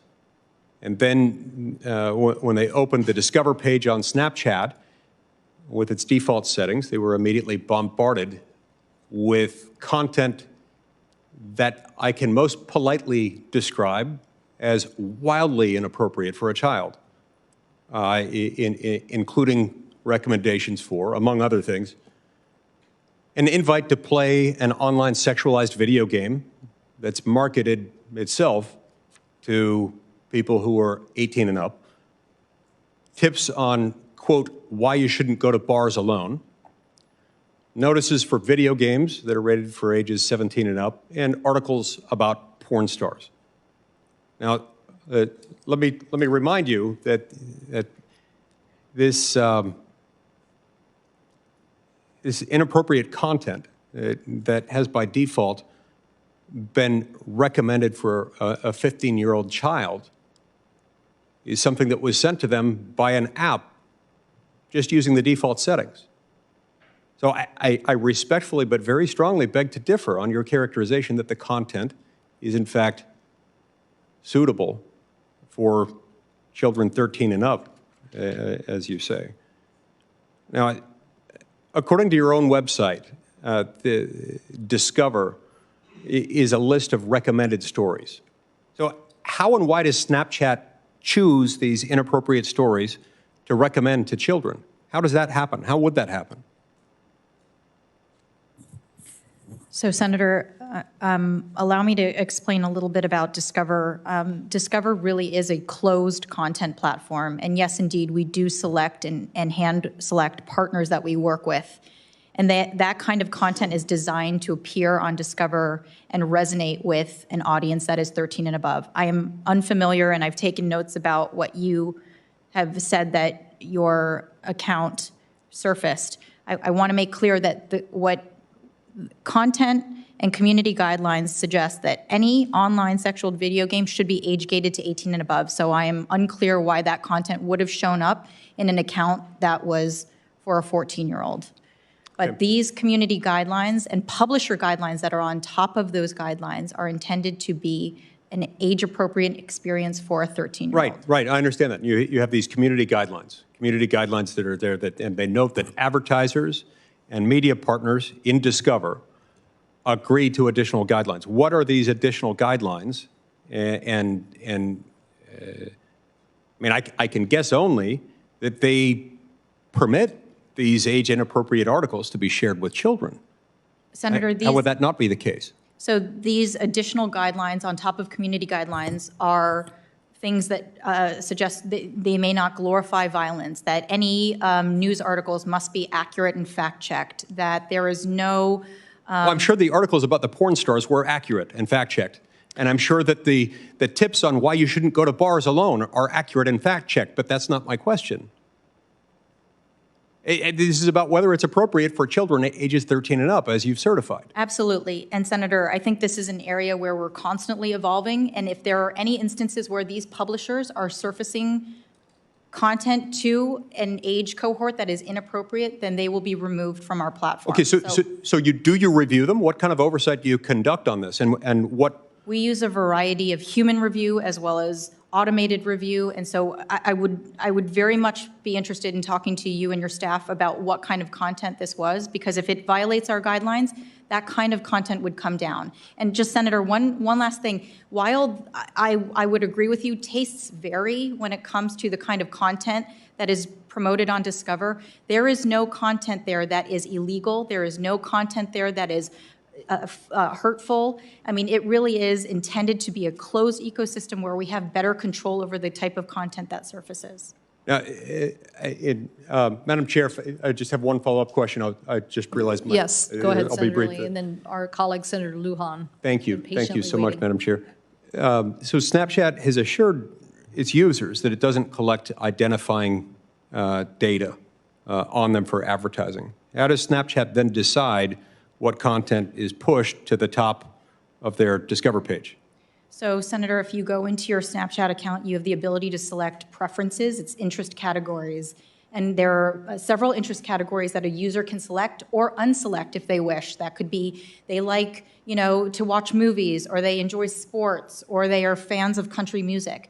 At any point, it is completely transparent, and a user has the ability to go in and select what they like, and that determines the kind of content that is surfaced to them. If there is any content that they don't like, they can uncheck or check, and that really generates the kind of content that a user in Discover would see. Okay, my time's expired. Thank you so much, Madam Chair. I really do think we've got to get to the bottom of this. These app ratings are inappropriate.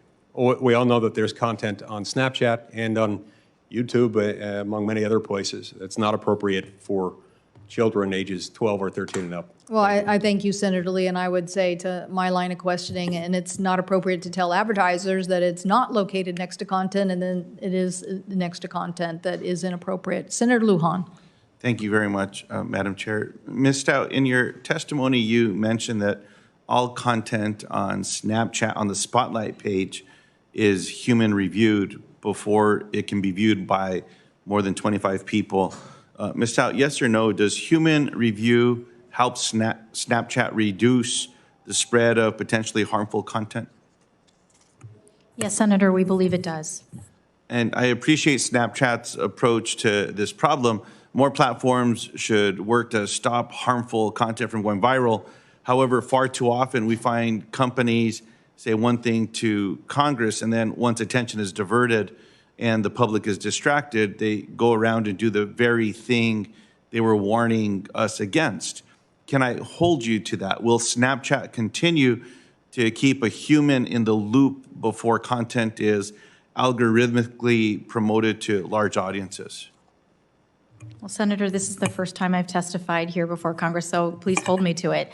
But at Snapchat, we have taken a very human moderation first approach, not just on Spotlight, but across our platform. So yes, indeed, human moderation will continue to play a huge part of how we moderate content on our platform and how we keep our users safe. I'm glad to see the importance of platforms taking responsibility before they amplify content and especially publish it to a mass audience, and it's something that many of us share. It's why I introduced the Protecting Americans from Dangerous Algorithms Act as well. Online platforms must be responsible when they're actively promoting hateful and dangerous content. Ms. Miller, I'm grateful that YouTube is making an effort to be more transparent regarding the number of users that view content in violation of your community guidelines. However, I'm concerned with one trend. Earlier this year, I wrote a letter to YouTube with 25 of my colleagues on the crisis of non-English misinformation on the platform. We need to make sure all communities, no matter the language they use at home, have the same access to good, reliable information. Ms. Miller, will YouTube publish its violative view rates broken down by language? Senator, thank you for your question, and what you're referring to is this latest data point that we shared earlier this year, in which for every 10,000 views on YouTube, 19 to 21 of those views are of content that is violative. And we apply our content policies at a global scale across languages. We do not preference any one language over another, and this includes for the violative view rate. And Ms. Miller, I don't believe that's good enough. When we don't break algorithms down by their performances across different groups of people, we end up making existing gaps, existing biases worse. We've seen this with facial recognition technology that unfairly targeted communities of color, and according to reports, we're seeing this happen right now on YouTube. So I'll ask again, will YouTube publish its violative view rate broken down by language? Senator, I would be happy to follow up with you to talk through these details. As I said, for all of our content policies and the enforcement there within and the transparency we provide, it is global in scope and it is across languages. I definitely look forward to following up and working with you in that space.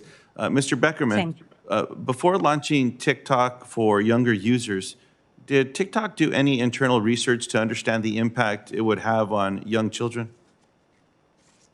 Thank you, Senator. I'm not aware, but for TikTok for younger users, the content is curated with common sense networks, and it's an age-appropriate experience, but I'm not aware of any specific research.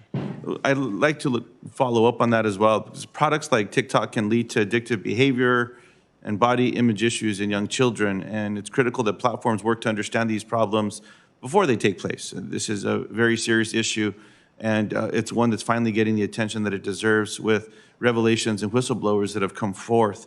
I urge you to take this opportunity to begin a transparent public evaluation of the impact your product is having on young children. And in the end, I just want to follow up on something that many of us have commented on leading up to these important hearings. And I appreciate the chair's attention to this, the ranking member. Both of them have authored legislation. Our chair and ranking member of the subcommittee have also partnered on legislative initiatives. It's critically important that we continue moving forward and that we mark up legislation and get something adopted. And I'm certainly hopeful that here in the United States, we're paying attention to what's happening in other parts of the world. Again, Europe is outpacing the United States in being responsible with legislative initiatives surrounding protecting their consumers. There's no reason we can't do that here as well. And I just want to thank Chair Cantwell for the work that she has been doing in this particular space.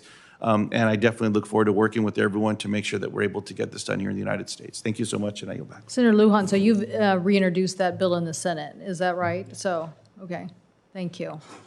Very much appreciate that and appreciate your leadership. So the witnesses, we're waiting the return of Senator Blumenthal so I could go and vote. If he doesn't come in the next minute or so, we'll just take a short recess because we're way past time to get over there. But I want to thank all the members who've participated thus far because we've had a very robust discussion today. You can see that this is a topic that the members of this committee feel very, very passionately about and obviously believe that there's much more that we need to be doing in this particular area. So I appreciate everybody's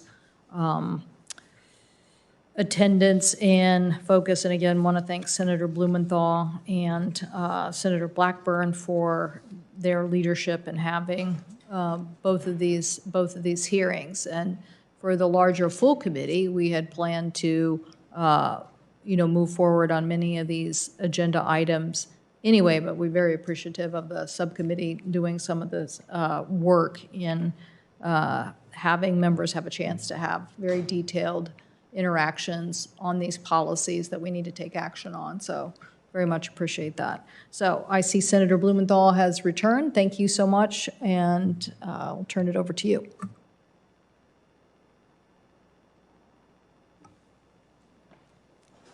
Thank you, Chairman Cantwell, and thanks for your excellent work on this issue. I'd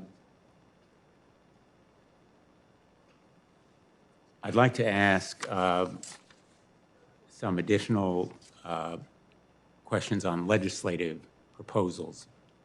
One of the suggestions that Senator Klobuchar raised was legal responsibility and liability, which, as you know, is now precluded by Section 230.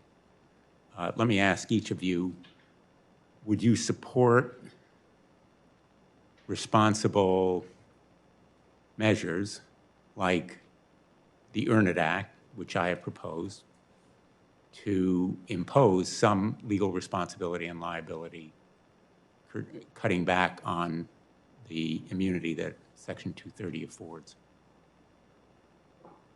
Ms. Stout? Senator, we agree at Snapchat that there should be an update to the intermediary platform liability law, CDA 230. And in fact, the last time this body addressed a reform, which was for the SESTA FOSTA, Snapchat was a company that actively participated in that and helped draft legislation. So we would welcome another opportunity, Senator, to work with you on that. Thank you. Would you support the Earn It Act, which, as you know, Senator Graham and I have proposed, that imposes liability and affords victims the opportunity to take action against platforms that engage in child pornography and related abuses? Of course, Senator, we completely prohibit that kind of activity, that illegal activity, and we actively look for it. And when we find it, we remove it. If you would allow me to get back to you, it's been a while since I've looked at the Earn It Act. I do recall when you and Senator Graham introduced it, but I believe that the spirit of your legislation is something we'd very much support. Well, you had the opportunity before to say whether you supported it. So far, you haven't. Will you commit to supporting it? Senator, again, my memory is failing me a little bit, but I do believe that the provisions in the Earn It Act were many of the provisions that we supported. So I'd be happy to come back with a more specific answer for you. Mr. Beckerman. Thank you, Senator. We do agree that there needs to be a higher degree of accountability and responsibility for platforms, particularly as it relates to content moderation, that needs to be done in a way that allows all platforms to moderate in an appropriate and aggressive way to make sure that the kinds of content that none of us want to see on the internet or on any of our platforms is able to be removed. Do you support changes in Section 230 to impose liability? There absolutely can and should be changes, but again, in a way that would allow companies like ours that are good actors, that are aggressively moderating our platform in a way that we think is responsible, to be able to continue to do so. Will you support the Earn It Act? We'd be happy. Again, we agree with the spirit of it. We'd be happy to work with you and your staff on that bill. Well, the bill, again, was reported unanimously out of the Judiciary Committee during the last session. It hasn't changed significantly. Did you support it then? I think the concern would be unintended consequences that would lead to hampering companies' ability to remove and police violative content on platforms. Is that a yes or a no? It's a maybe. Well, so far we have two maybes. Ms. Miller? Senator, I'm aware of a number of proposals regarding potential updates to 230, and me and my team, as well as the other teams across Google, have been involved in the conversations regarding these various proposals. I would just like to say, though, that we see 230 as the backbone of the internet, and it is what allows us to moderate content, to make sure that we are taking down content that leads to potentially eating disorders, for example, what we've been talking about here earlier, or self-harm. So we want to make sure that we continue to have protections in place so we can moderate our platforms so that they are safe and healthy for users. I am aware of the Earn It Act, and I know again that our staffs have been speaking, but I understand, I think there's still ongoing discussions regarding some portions of the proposal. But we also very much appreciate and understand the rationale as to why this was introduced, particularly around the area of child safety. Well, again, is that a yes or a no? Do you support it? We support the goals of the Earn It Act, but there are some details that I think are still being discussed. Well, you know, as Senator Markey has said, this is the talk that we've seen again and again and again and again. We support the goals, but that's meaningless unless you support the legislation. And it took a fight, literally bare knuckle fight, to get through legislation that made an exception under SESTA for liability on human trafficking. Just one small piece of reform. And I joined in the frustration felt by many of my colleagues that good intentions, support for goals, endorsement of purposes is no substitute for actual endorsement. I would ask that each and every one of you support the Earn It Act, but also other specific measures that will provide for legal responsibility. And I think I know what Ms. Miller means by the claim that Section 230 provides a backbone, but it's a backbone without any real spine right now, because all it does is afford virtually limitless immunity to the internet and to the companies that are here. I'm going to interrupt my second round and call on Senator Cruz. Thank you, Mr. Chairman. Mr. Beckerman, thank you for being here today. I understand this is the first time that TikTok is testifying before Congress, and I appreciate you making the company available to finally answer some questions. In your testimony, you talked about all the things you say TikTok is doing to protect kids online, and that's great. But I want to discuss the broader issue here, which is the control the Chinese Communist Party has over TikTok. Its parent company, ByteDance, and its sister companies like Beijing ByteDance Technology. Now, TikTok has stated repeatedly that it doesn't share the data it collects from Americans with the Chinese Communist Party, and that it wouldn't do so if asked. It has also stated that, with regards to data collected on and from Americans, that data is stored in Virginia with a backup in Singapore. But these denials may in fact be misleading. A quick look at TikTok's privacy policy, in fact, just last night, shows there's a lot more than meets the eyes. For example, in the, quote, how we share your information section, one blurb reads, quote, we may share all of the information we collect with a parent, subsidiary, or other affiliate of our corporate group.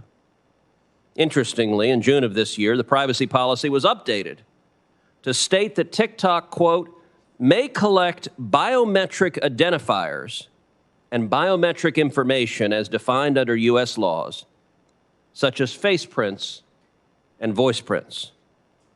Mr. Beckerman, does TikTok consider ByteDance, the parent company of TikTok, which is headquartered in Beijing, to be a part of TikTok's, quote, corporate group, as that term is used in your privacy policy?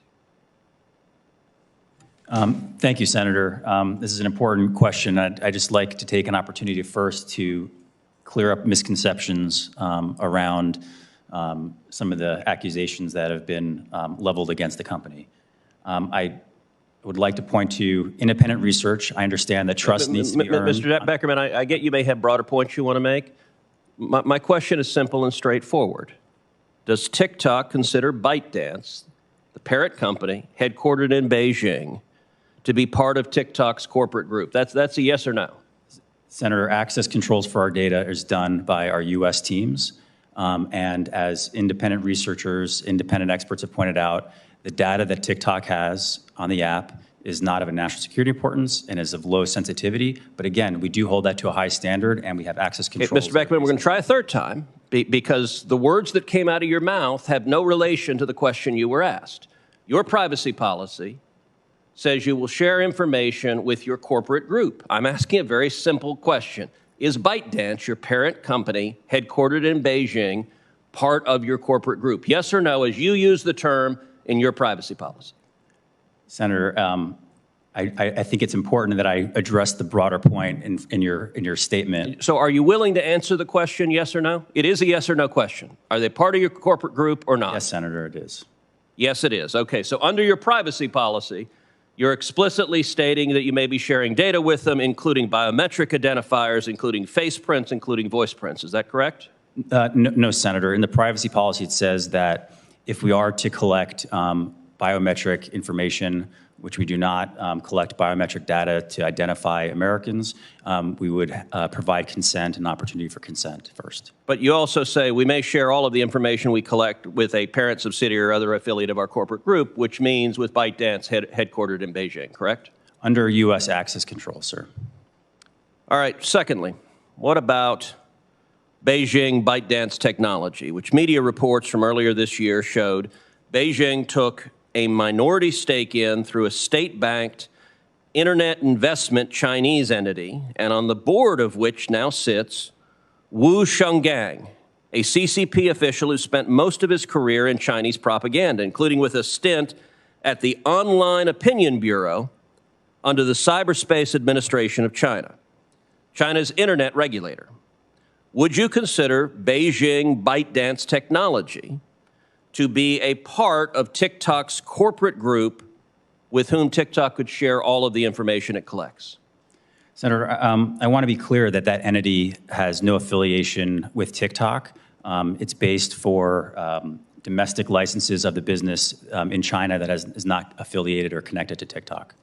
So, are you saying no, or yes or no, as to whether Beijing ByteDance technology is part of your corporate group? As the privacy policy defines it, it says we may share all of the information we collect with a parent, subsidiary, or other affiliate, and presumably that's where it would fall, other affiliate of our corporate group. Is Beijing ByteDance technology a, quote, other affiliate of your corporate group?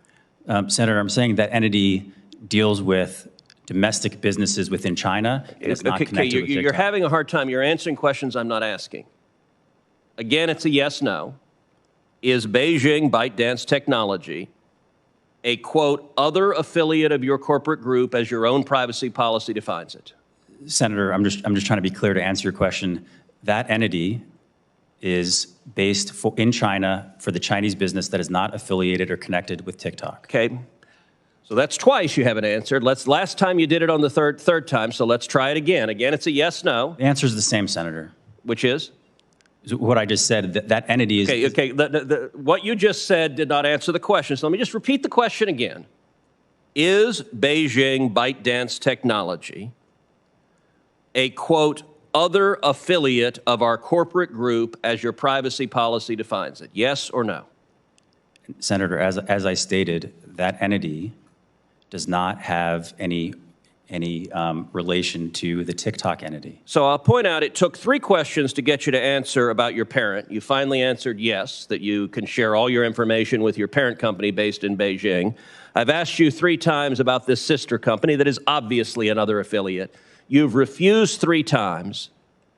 That may be revealing, often as Sherlock Holmes observed about the dogs that do not bark, it may be revealing that the Chinese propaganda minister that is serving on your sister company and who's been in the business of online propaganda, you're refusing to answer whether they fall under your privacy policy. That reveals, I think, a great deal, unfortunately. Senator, with all due respect, I'm just trying to be accurate here. There's a lot of accusations that are just not true, and I want to make sure that it's clear. Okay, I'm going to give you one more chance, and my time is over. But look, in baseball, 3 strikes, you're out. Tonight, the Astros are going to begin winning the World Series. Let's see if a 4th strike, you could actually answer the question. And it's a simple yes/no.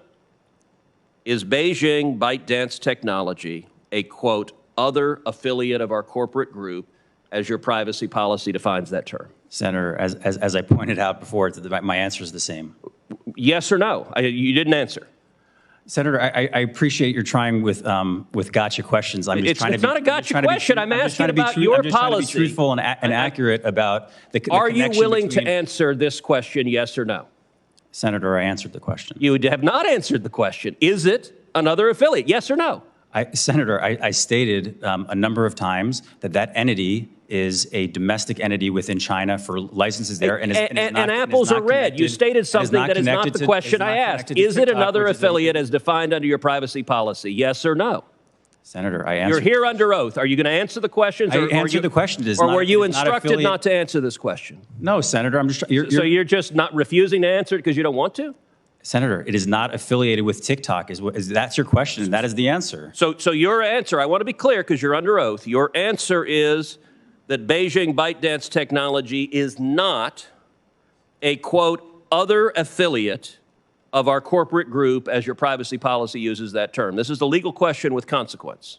Senator, I understand the question. As I pointed out, TikTok is not available in China. That is an entity that is for purposes of a license of a business in China that is not affiliated with TikTok. So for the record, you're refusing to answer the question. I believe I answered your question, Senator. Yes or no? Tell me which one it is. Just give me one word, yes or no. Senator, I answered the question. You're not willing to say yes or no. It was not a yes or no question. I want to be precise. Okay, I want to be. Is this company another affiliate as defined in your privacy policy? That is binary. There's not a maybe. It's yes or no. Senator, the way I answered, I'm not aware that that is the answer to the question. Okay, so you're refusing to answer the question. That does not give this committee any confidence that TikTok is doing anything other than participating in Chinese propaganda and espionage on American Senator, children. that's not accurate. And again, I would point you to If it were not accurate, you would answer the questions, and you have dodged the questions more than any witness I have seen in my 9 years serving in the Senate. That is saying something, because witnesses often try to dodge questions, but you answer non sequiturs and refuse to answer very simple questions. That, in my experience, when a witness does that, it is because they are hiding something. Senator Moran. Mr. Chairman, thank you very much. Let me turn to Ms. Stout and ask a question about data privacy. So Senator Blumenthal and many others have been working on a consumer data privacy bill now for the last several years.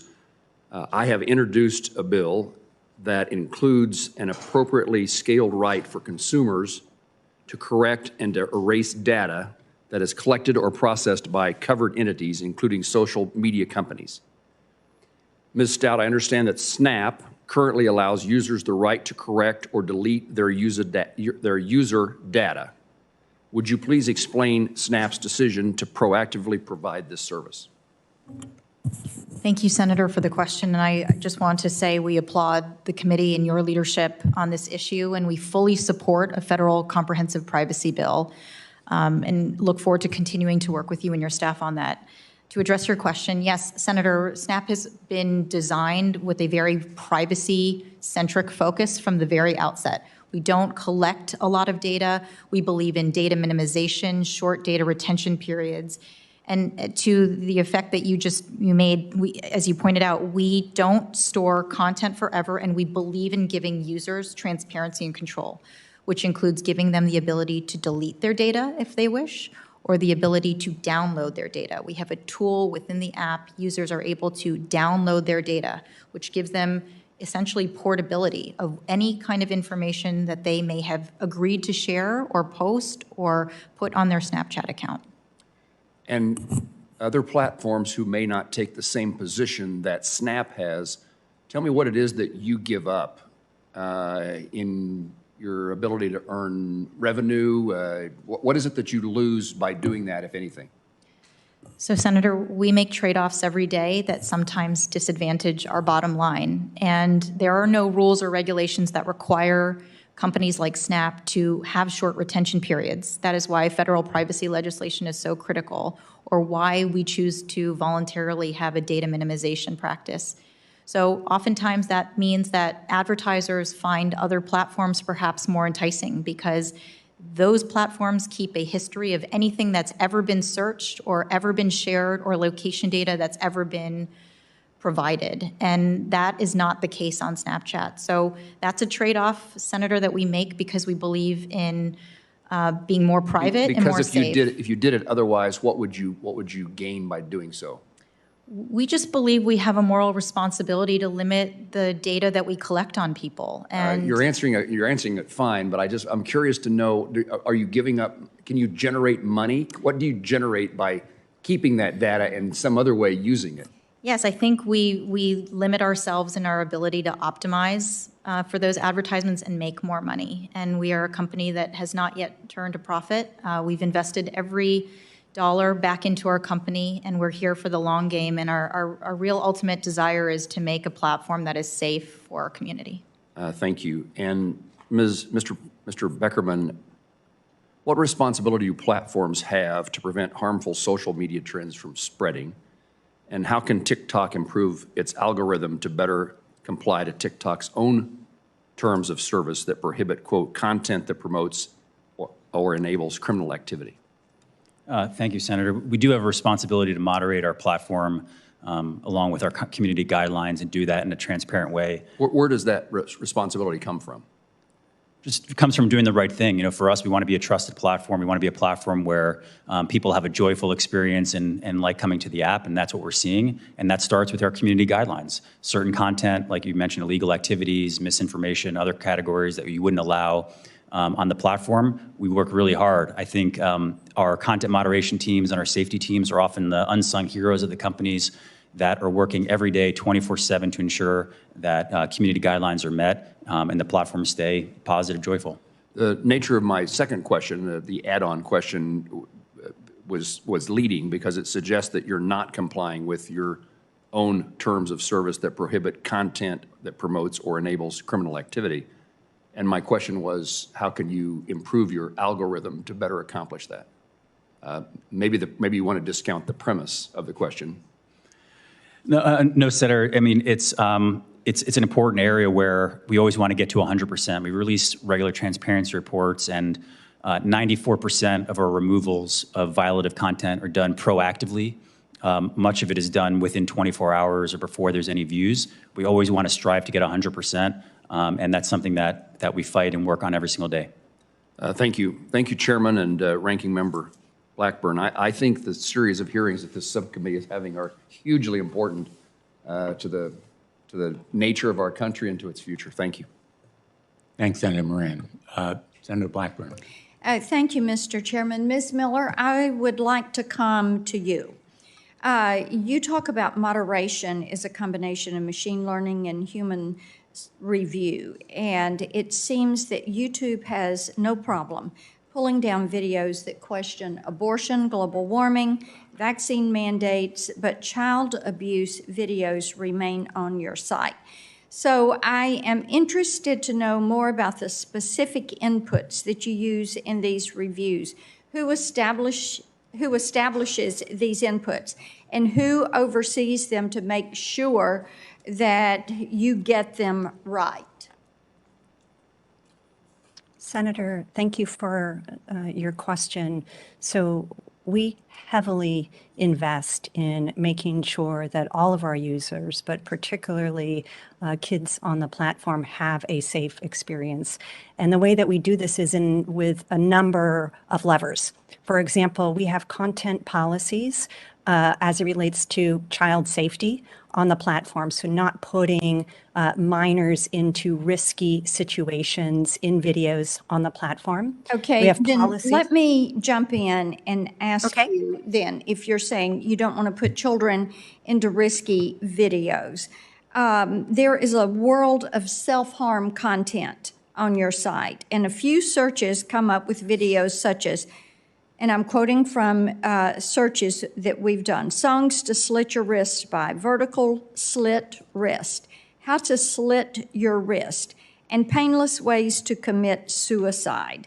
Now, that last video, Painless Ways, was age-gated, and but do the self-harm and suicide videos violate YouTube's content guidelines, if you're saying you have these guidelines? Senator, I would certainly welcome following up with you on that video you may be referencing, because we absolutely prohibit content regarding suicide or self-harm. I have to tell you, we have pulled these down in my office. Our team has worked on this because I think it's imperative that we take the steps that are necessary to prevent children and teens from seeing this content. And I just can't imagine that you all are continuing to allow children to figure out how to do this on your site, how to carry out self-harm. So yes, why don't you follow up with me for more detail, and I would like that response in writing. And I also talked to a film producer friend this morning, and the film trailer for I'm Not Ashamed, which was based on the story of Rachel Scott. She was the first victim of the Columbine attacks. And the film focused on her faith and how it helped in her life.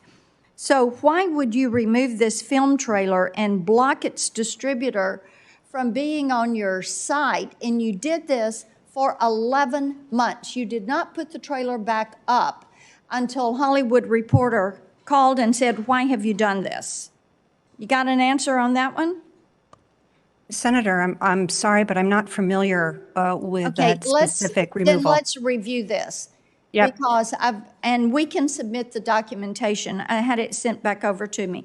Ms. Stout, I want to come to you. We had an issue in Memphis with a 48-year-old man who was on your site. He raped a 16-year-old Memphis teen. And he claimed to be a music producer. He lured her into this relationship. And one of the news articles recently called Snapchat the app of choice for sexual predators. This is something that is of tremendous concern. And much of it, from what I understand from talking to moms and talking to grandmoms, is they use the Snap Map location service. And I know you're probably going to say only your friends can follow you, but somehow people are getting around that. And these sexual predators who are following young people are using this map to get to their location. So we had this in Memphis with the rape. We have another child that was in the middle part of the state that the predator followed her, and she tried to commit suicide because she knew her family was going to find out. So are you taking steps? Do you want to give me a written answer as to the steps that you all are taking? How are you going to get a handle on this? This is endangering young women. Senator, I'm more than happy to give you a detailed written answer, and you have written to us in the past, and I appreciate your leadership in following up on this issue. I want to just make crystal clear that the exploitation of minors is absolutely deplorable. It is our highest priority to prevent this type of event from happening on our platform. But with respect to the map, yes, indeed, location appearing on the map is off by default for everyone, not only for minors, but for everyone. So in order to appear to someone on the map and share your location, you must be bi-directional friends with that person. I will say with respect to grooming, this is an area where we spend a tremendous amount of time and resources to try to prevent. Snapchat makes it intentionally difficult for strangers to find people that they don't know. We do not have open profiles. We do not have browsable pictures. We don't have the ability to understand who people's friends are and where they go to school. So, Senator, I'd be more than happy to follow up with you in writing and provide you more details. Let's do that so we get some more detail. One question for all three of you, and you can answer this in writing if you choose. You've all talked about the research work that you do. Do you get parental consent when you are doing research on children, and can you provide us a copy of the parental consent form? We asked Facebook for this, and they punted the question repeatedly. And Ms. Miller, I think you need to provide the committee clarity. You said that you all had never spoken out against online privacy. I think the chairman and I may question that a little bit. So my question to you, and you can come back to us with a little bit more depth on this. Did you fight it as a part of the Internet Association as they were fighting privacy on your behalf? And just one thing to wrap, Mr. Chairman, going back to Mr. Beckerman, with the confusion there seems to be around the ownership of TikTok, which their parent company is ByteDance. And the CCP does have a seat on the board. They have a financial stake in ByteDance. Their doyen is a affiliated entity, and we know there's a relationship with the Chinese Communist Party through all of this. And then I checked, and I know that TikTok user data is stored in the US and Singapore, and until quite recently, Singapore data services were run by Alibaba, which is another Chinese company. So what we need to have from you, Mr. Beckerman, is some clarity on the chain of ownership of the transmission and the sharing processes that are around U.S. consumer data, especially the data and information of our children. And with that, I will yield back. Thank you, Mr. Chairman. Thanks, Senator Blackburn. We're going to go to Senator Sullivan. We're going to finish the first round. Senator Sullivan, Senator Lummis. I'm going to go vote. I should be back by the time that Senator Lummis finishes. And in the meantime, Senator Blackburn will preside. Thank you. Thank you, Mr. Chairman. And Mr. Beckerman, I know there's been a lot of questions, which I certainly have concerns about sharing data with the Chinese Communist Party, given the ownership or at least board influence. Senator Blackburn was just talking about that. I know Senator Cruz raised the issues. I want to raise a related issue. It's what I refer to as kowtow capitalism. Kowtow capitalism. And I think that you guys are exhibit A of kowtow capitalism. What is kowtow capitalism? It's American executives of American companies censoring Americans' First Amendment rights in America so as not to offend the Chinese Communist Party and or to gain access to the Chinese market. So we see it on Wall Street. We see it in the movie studios. We see it with the NBA. So let me ask a couple questions related to that. Could a TikTok user could put up a video that criticizes the chairman of this committee, the ranking member, any senator, President Biden, former President Trump, couldn't they? Is that, I mean, not like some horrible, violent suggestion or anything, but just a criticism of a elected official. Yes, Senator. Is that common? Is it actually TikTok really isn't the place for politics. We don't allow political ads, and so political content is not typically what people come to. You don't ever have like funny. It wouldn't be a violation. Yeah, and it wouldn't be a violation of our community guidelines as long as it's not mis or disinformation or something hateful. Then that would be allowed. Good. That's good. That's free speech. Yep. I would hope you would answer that way. Could a TikTok user put up a video criticizing Xi Jinping? I know he's sensitive, for example, of being compared to Winnie the Pooh.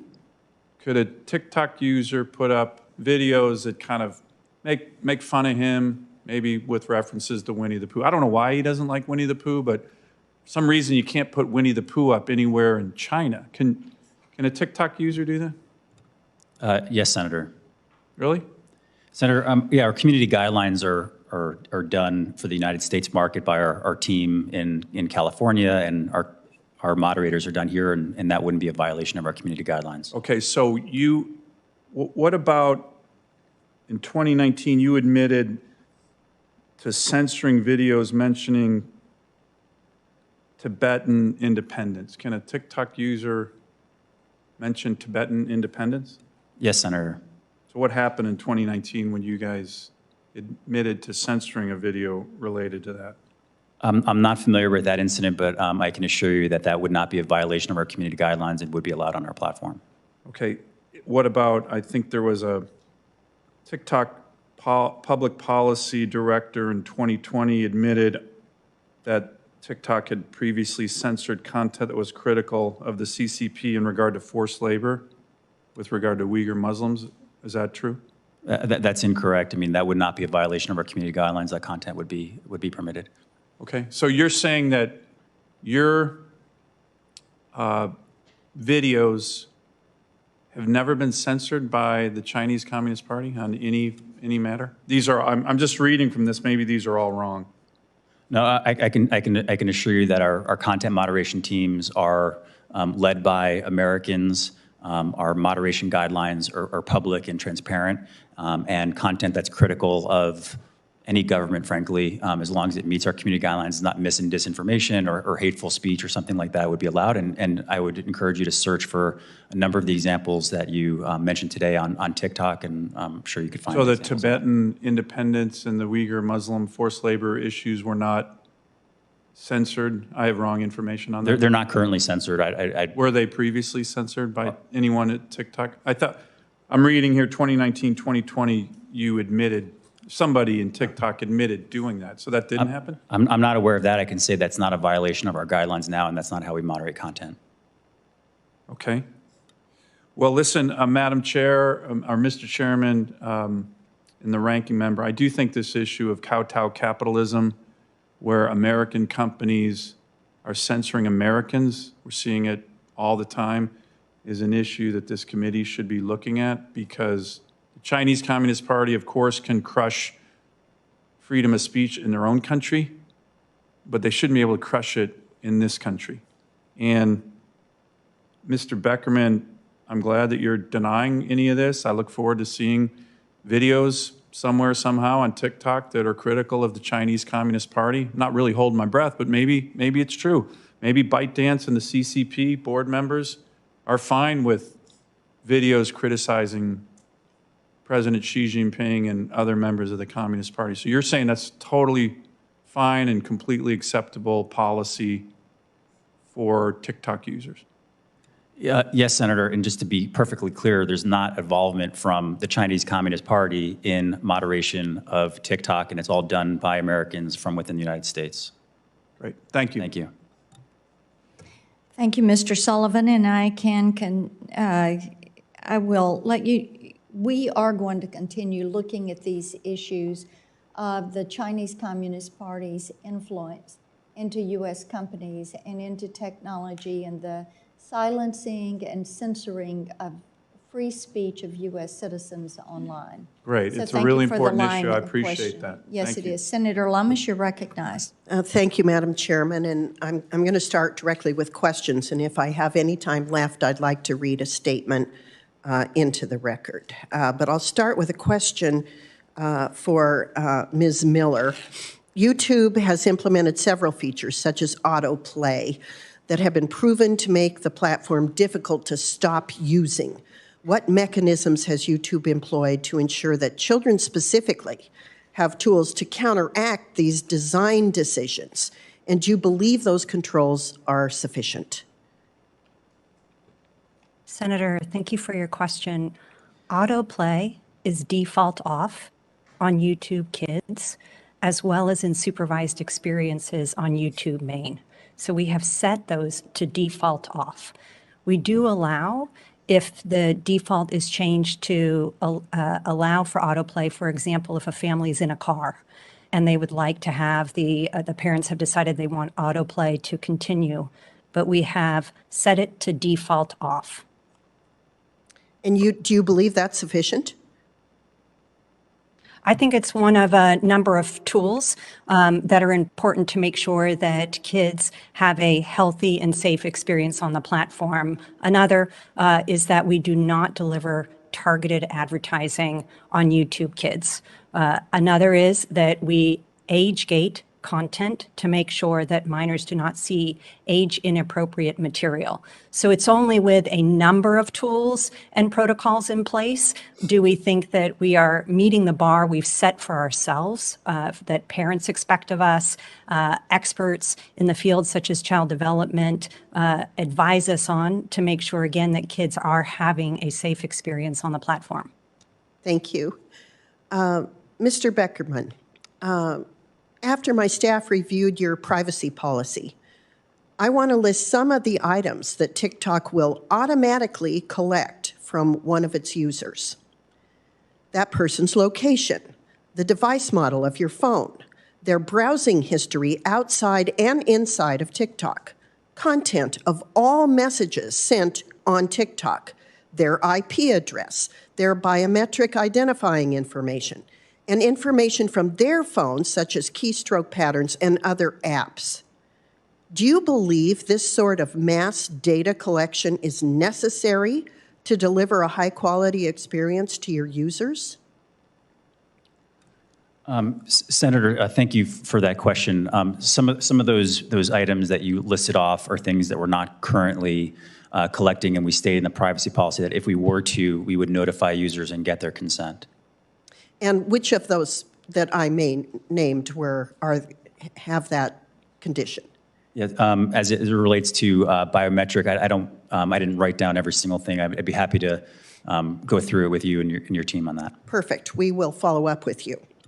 My question is, regardless of which ones require consent of those I mentioned, why should any member of this committee feel comfortable with the vast amounts of data your company is collecting on our children, especially since TikTok has a relationship to the Chinese Communist Party? Senator, first off, as it relates to data, TikTok actually collects less in many categories than many of our peers. And some of these things, as you mentioned, keystroke, that's not collecting actually what people are typing. That's actually an anti-fraud, anti-spam measure that measures the cadence of typing, because a bot, for example, would behave very differently than a human. And so it's not actually collecting what people are typing. It's an anti-fraud measure. Which of your competitors or other companies that you're aware of collect more information?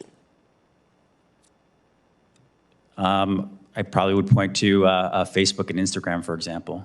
Well, I'll ask the same questions of them. Thank you. This for all our witnesses. Are your platforms specifically designed to keep users engaged as long as possible? You want to start, Mr. Beckerman? Senator, we want to make sure that people are having an entertaining experience, like TV or movies. TikTok is meant to be entertaining, but we do think we have a responsibility along with parents to make sure that it's being used in a responsible way. We have take-a-break videos, we have time management tools, and family pairing as another tool where parents can help limit the time that their teenagers are spending on the app. But is the length of engagement a metric that your company uses in order to define success? There's multiple definitions of success, Senator. It's not just based on how much time somebody's spending on the app. But is that one of them? Is length of engagement one of the metrics? I think overall engagement is more important than the amount of time that's being spent. But is it one of the metrics?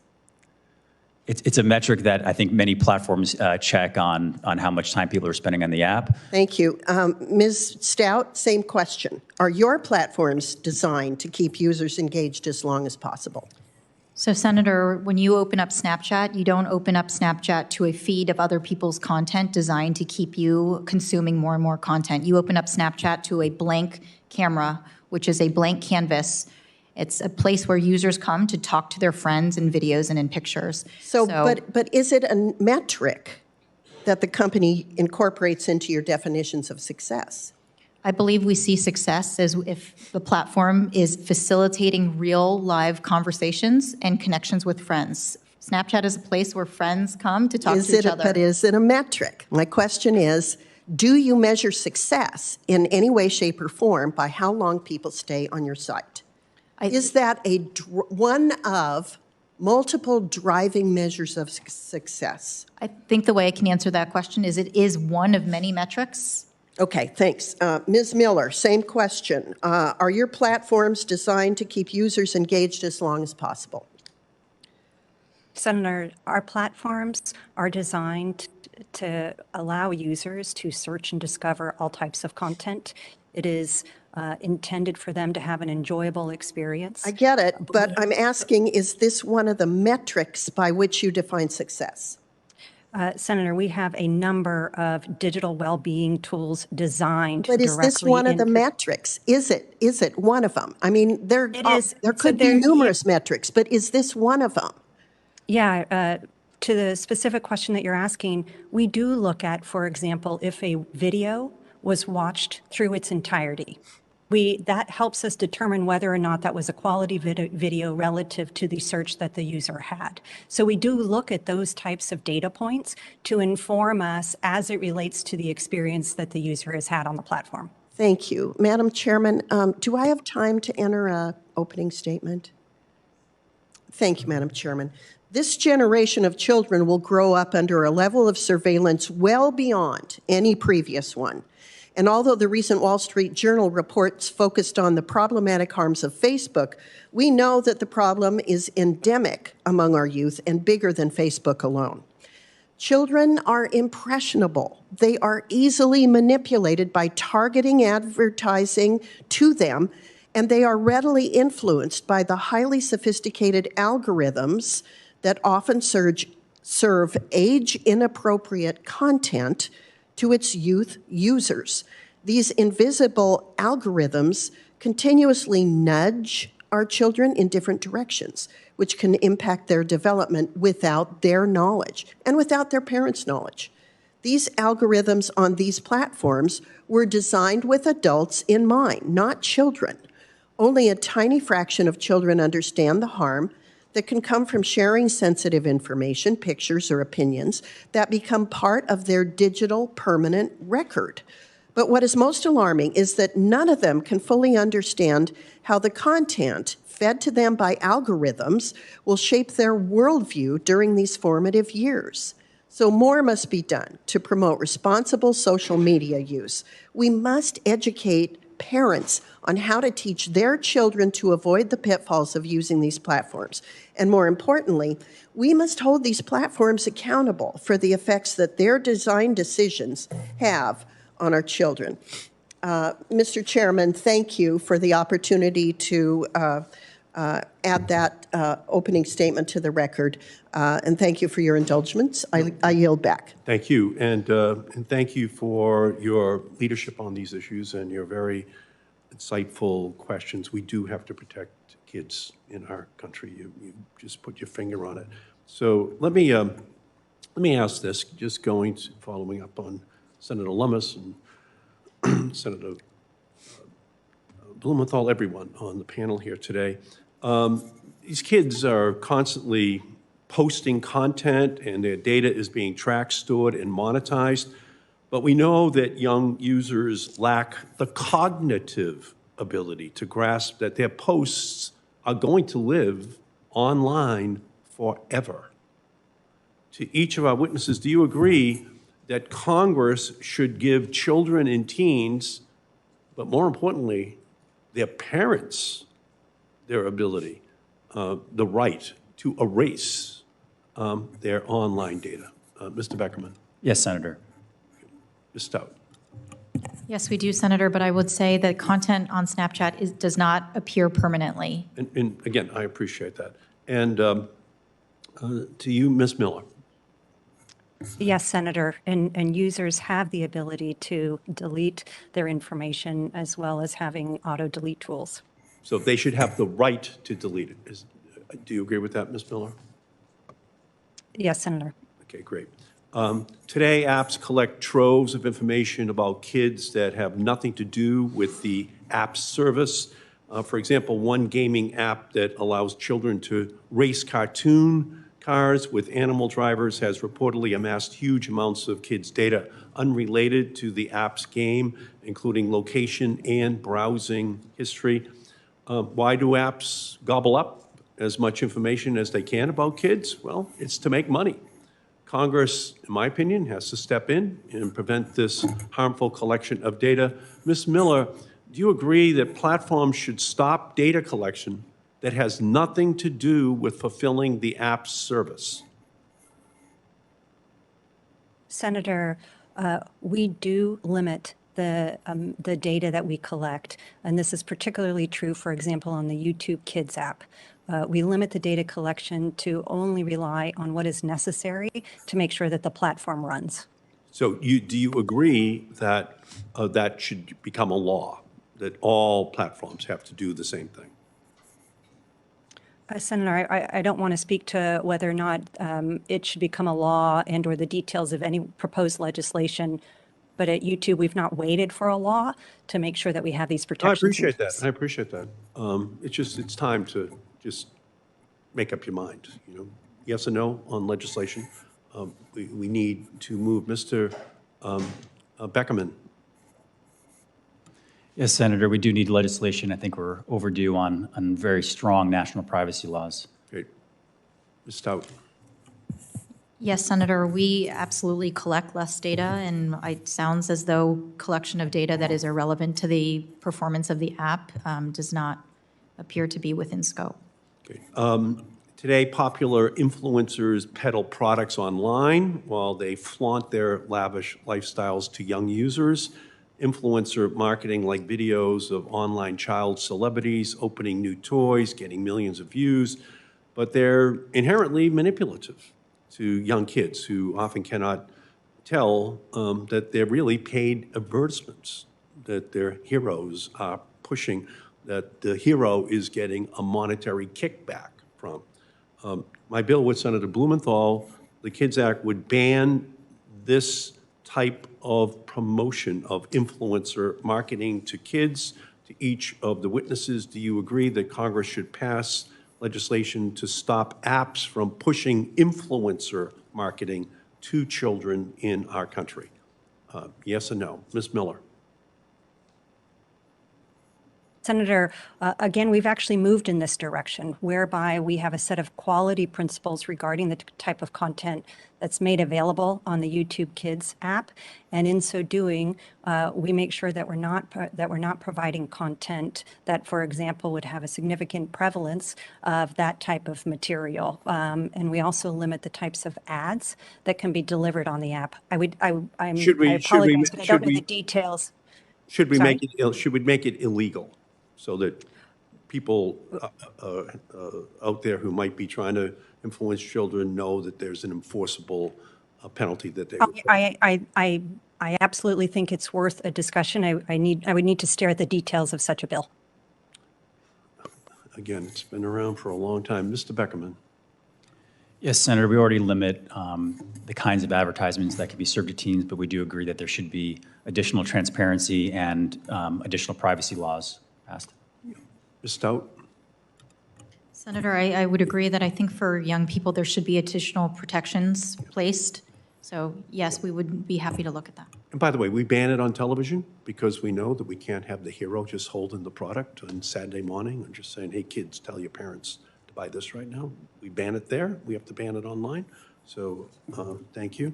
And finally, push alerts. Studies show that 70% of teenagers report checking social media multiple times a day. Excessive use of social media has been linked to depression, anxiety, and feelings of isolation.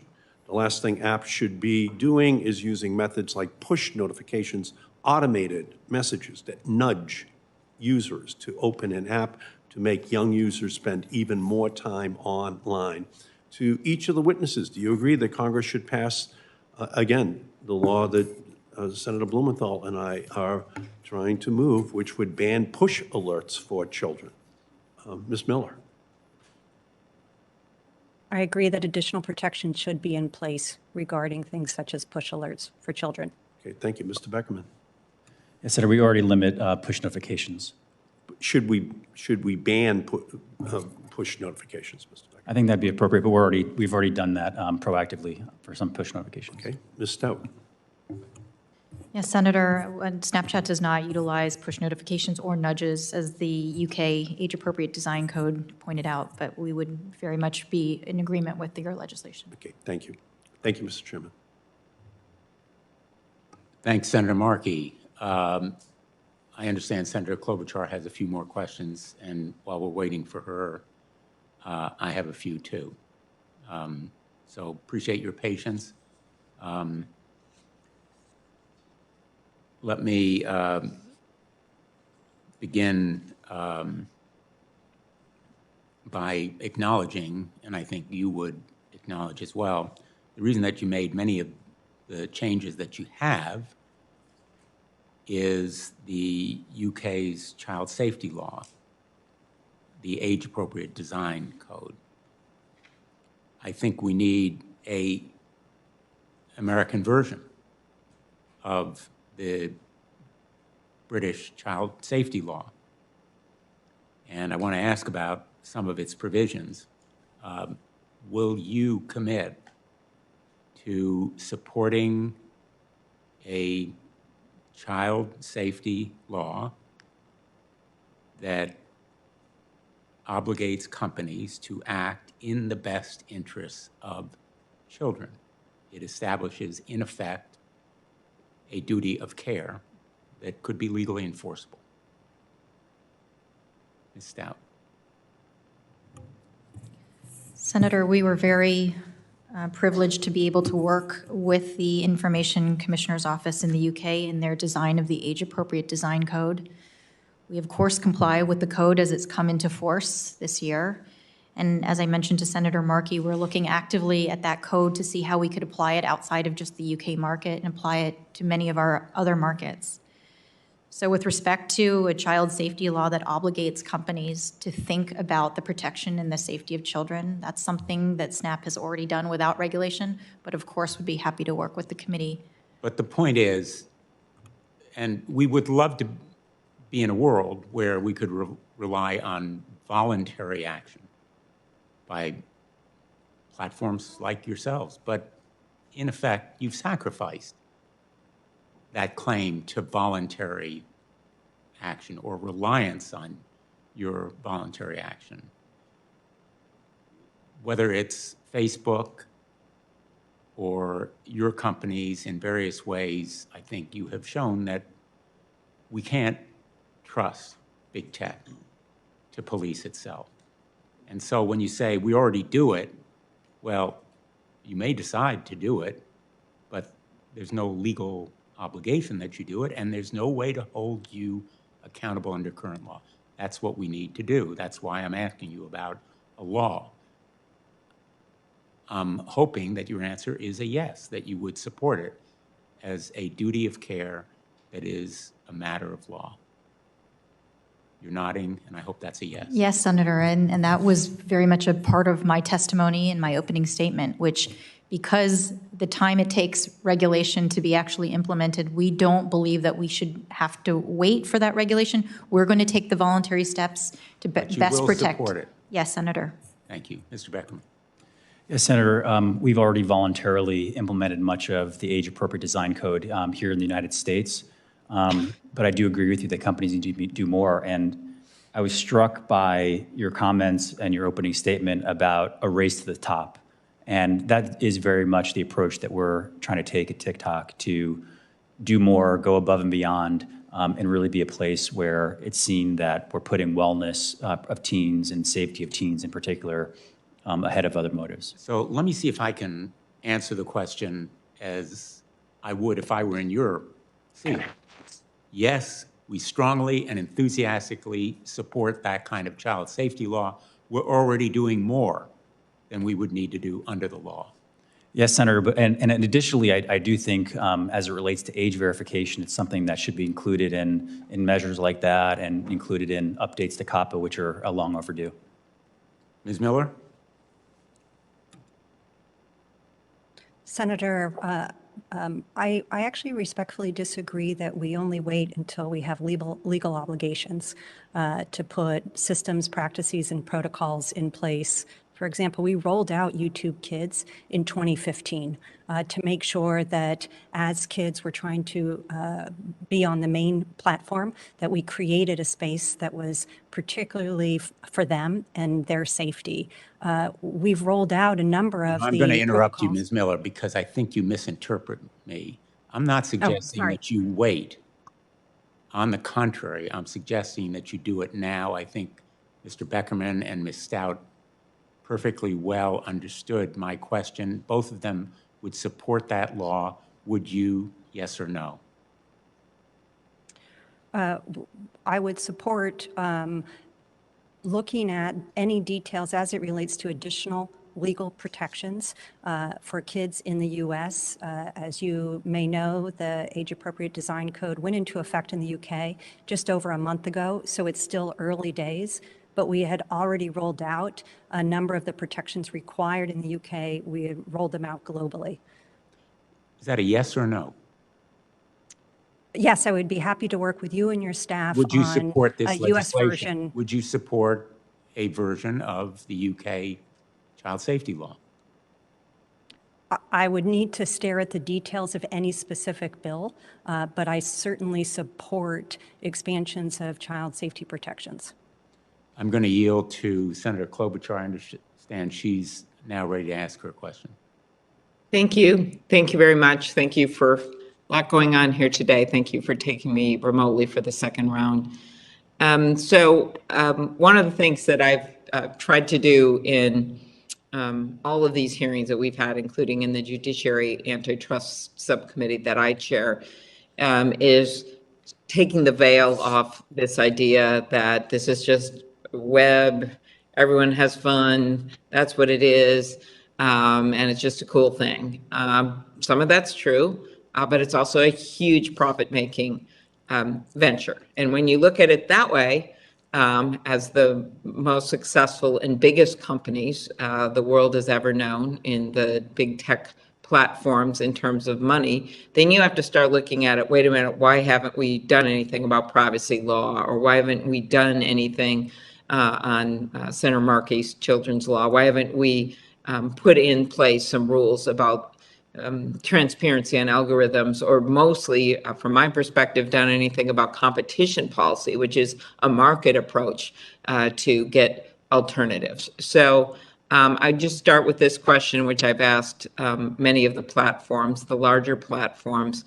Ms. Stout, Snap reported that its advertising revenue per user in North America for the second quarter of 2021 was $7.37. How much of Snap's revenue came from users under the age of 18? Senator, I don't have that information for you, but I'd be happy to take that back. Okay, Provide you very a good. response. I appreciate that. Yeah, I've been trying to get that from Facebook. Of course, just to give you a sense, Facebook's revenue per user from their own documents is $51 per user for the U.S. Per quarter, just to put it in some perspective.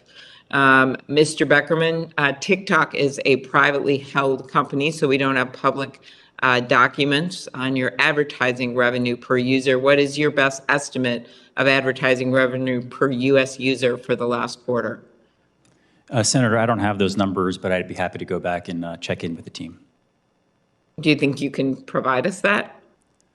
Again, we're not a public company, but I'll go back and see what we can find for you.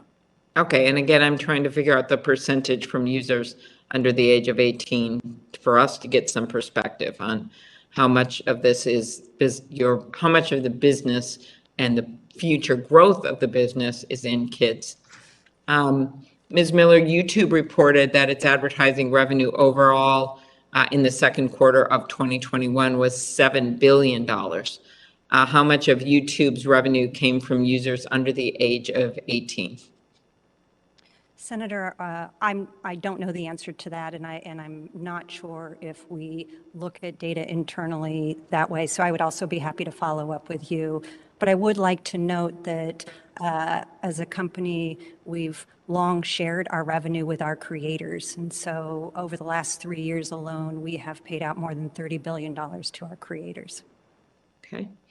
My work with the Antitrust Subcommittee takes me in related paths, and I recently introduced the bipartisan legislation, the American Innovation and Choice Online Act, which with Senator Grassley, and there's several people, including Senator Blumenthal, who are co-sponsors of that legislation. And it's focused on a gnarly problem, which is that you have platforms that are self-preferencing their own stuff at the top. They are taking, in some cases, data that they uniquely have on other products and then making knockoff products and then underpricing the competitors.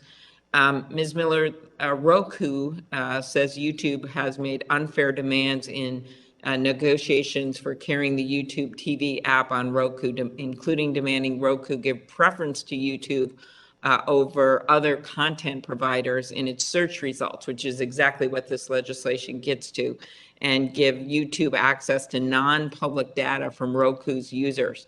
Did YouTube make these demands for non-public data and preferencing in search results in negotiations with Roku?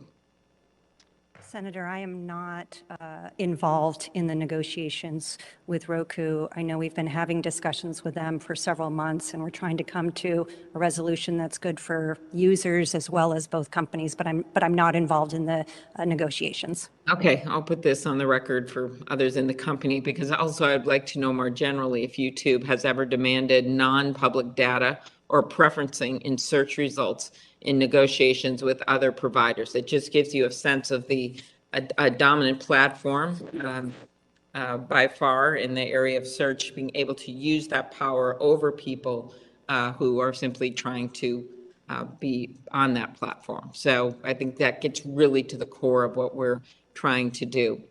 I also just had a follow-up on your YouTube banning all vaccine misinformation, which I commended you for at the time. How much content have you removed related to this policy change since you banned all anti-vaccine misinformation? And have you seen a change in the viewership rate? Senator, I feel bad. I think this is a question I would absolutely love to answer with as detailed but I know that we've removed so much video as it relates to COVID misinfo. We'll put it in writing and we'll get the answer that way. Thank you. My last question, Ms. Stout, Mr. Beckerman, I just mentioned this bill that Senator Grassley and I have introduced with 10 other co-sponsors aimed at ensuring that dominant digital platforms don't use their market power to thwart competition. Do you support some of the competition reforms in the bill, and have you faced any challenges when it comes to competing with the largest digital platforms? So that'll be my last question. Senator, we're aware of the bill that you introduced with Senator Grassley, and as a non-dominant platform, very much appreciate your legislation and the work that you're doing in this space. And yes, as a smaller platform, it is an incredibly competitive arena for us. We compete every day with companies that collect more information on users and store that information to monetize. So any efforts that this body, and especially the legislation that you've undertaken to create an equal playing field so that it is indeed a competitive atmosphere for platforms like Snapchat, we would very much welcome. Okay, thanks. Mr. Beckerman? Yeah, likewise, we appreciate your efforts and the work that you've done to promote and spur competition. That's something that I think we all benefit from. As it relates to specific challenges that we faced, I'd be happy to meet with you and your team to discuss in detail some of those issues. Thank you very much. Thank you, everybody.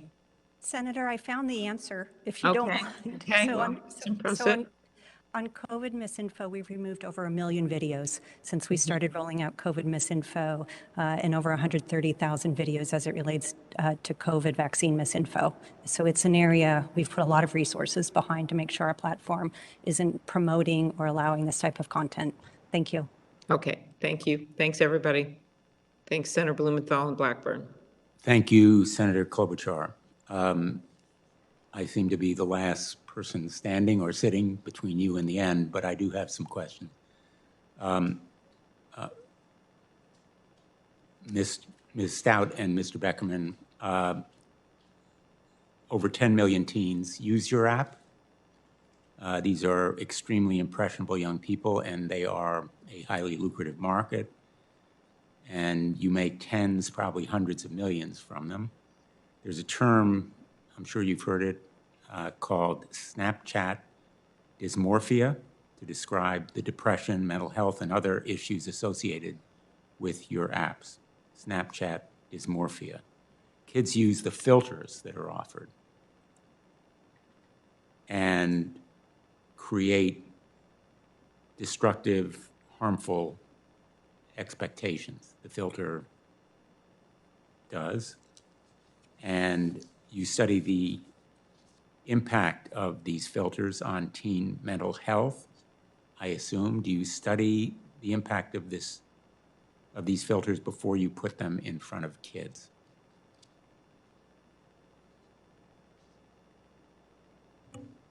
Ms. Stout. Yes, Senator, the technology that you're referring to is what we call lenses.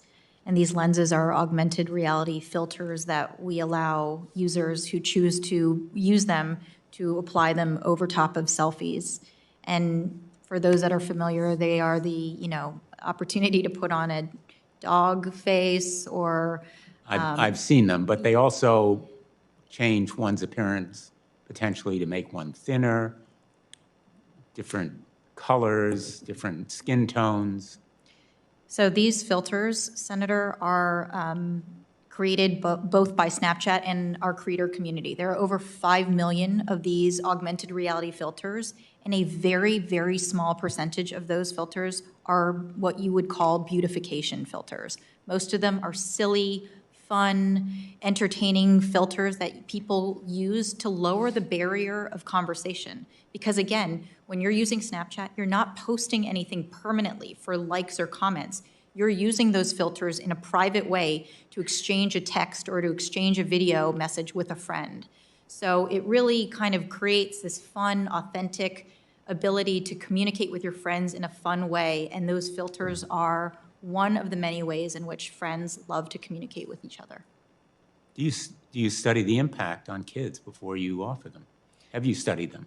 So we do a considerable amount of research on our products. And in fact, I think it was one of the competitive pieces of research that was revealed as part of your earlier hearing showed that filters or lenses on Snapchat are intended to be fun and silly. It's not about body dysmorphia. We all know, as parents, something intended to be fun and silly can easily become something that is dangerous and depressing.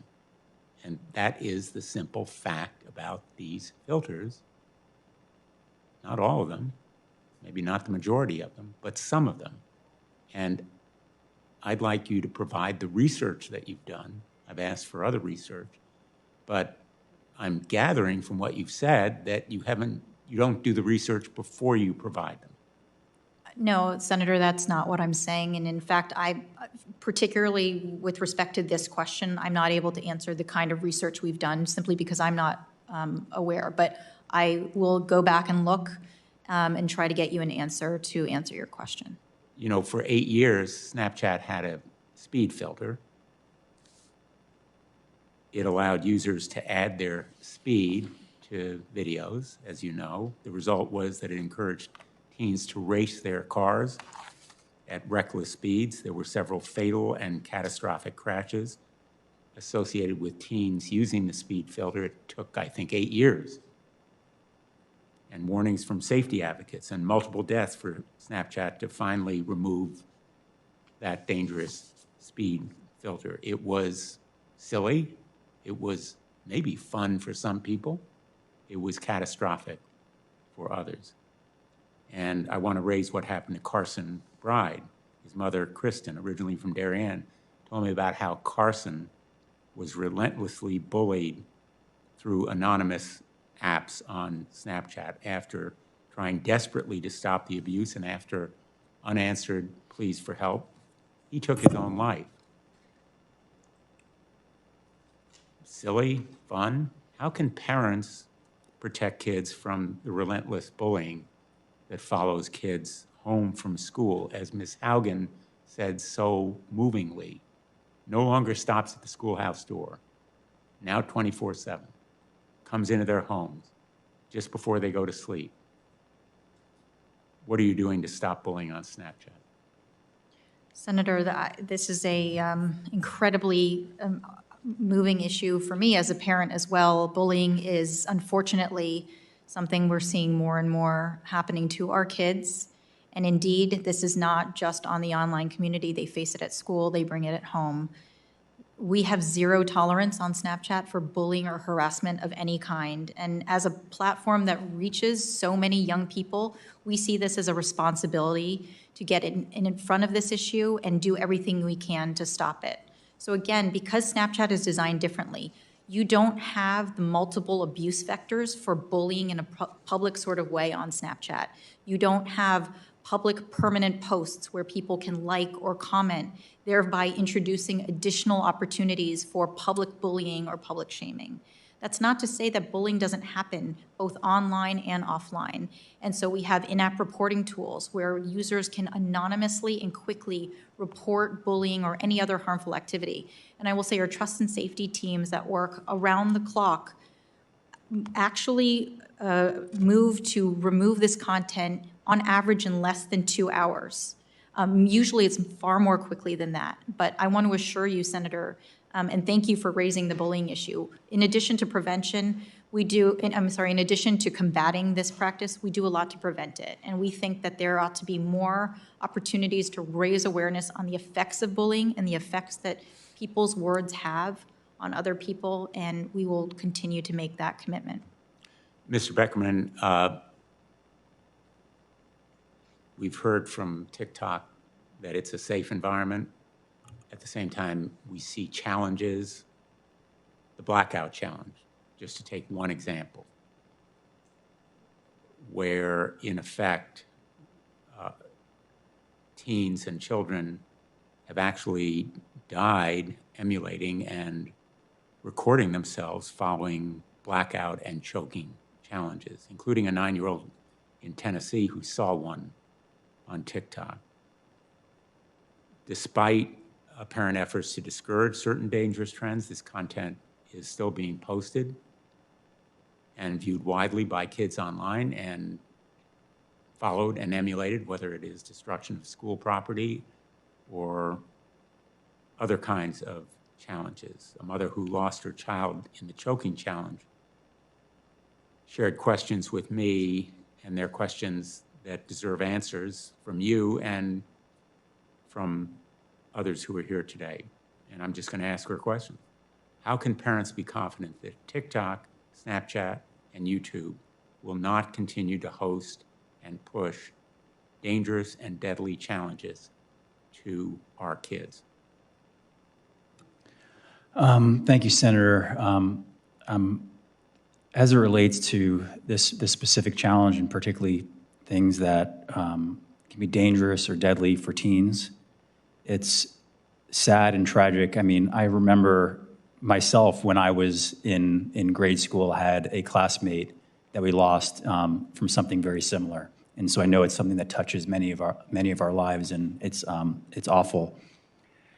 As it relates to TikTok, this is not content that we've been able to find on our platform. It's not content that we would allow on our platform. Independent fact checkers have looked, but it's important that we all remain vigilant to ensure that things that are dangerous or even deadly, particularly for teenagers, don't find their way on platforms. And it's important that we all have conversations with our teenagers to make sure they stay safe offline and make sure they stay safe online. And it's a responsibility that we take. And again, I just think it's important that we distinguish between things that there is actual content on platforms encouraging things, and others where actually the content does not exist on the platform.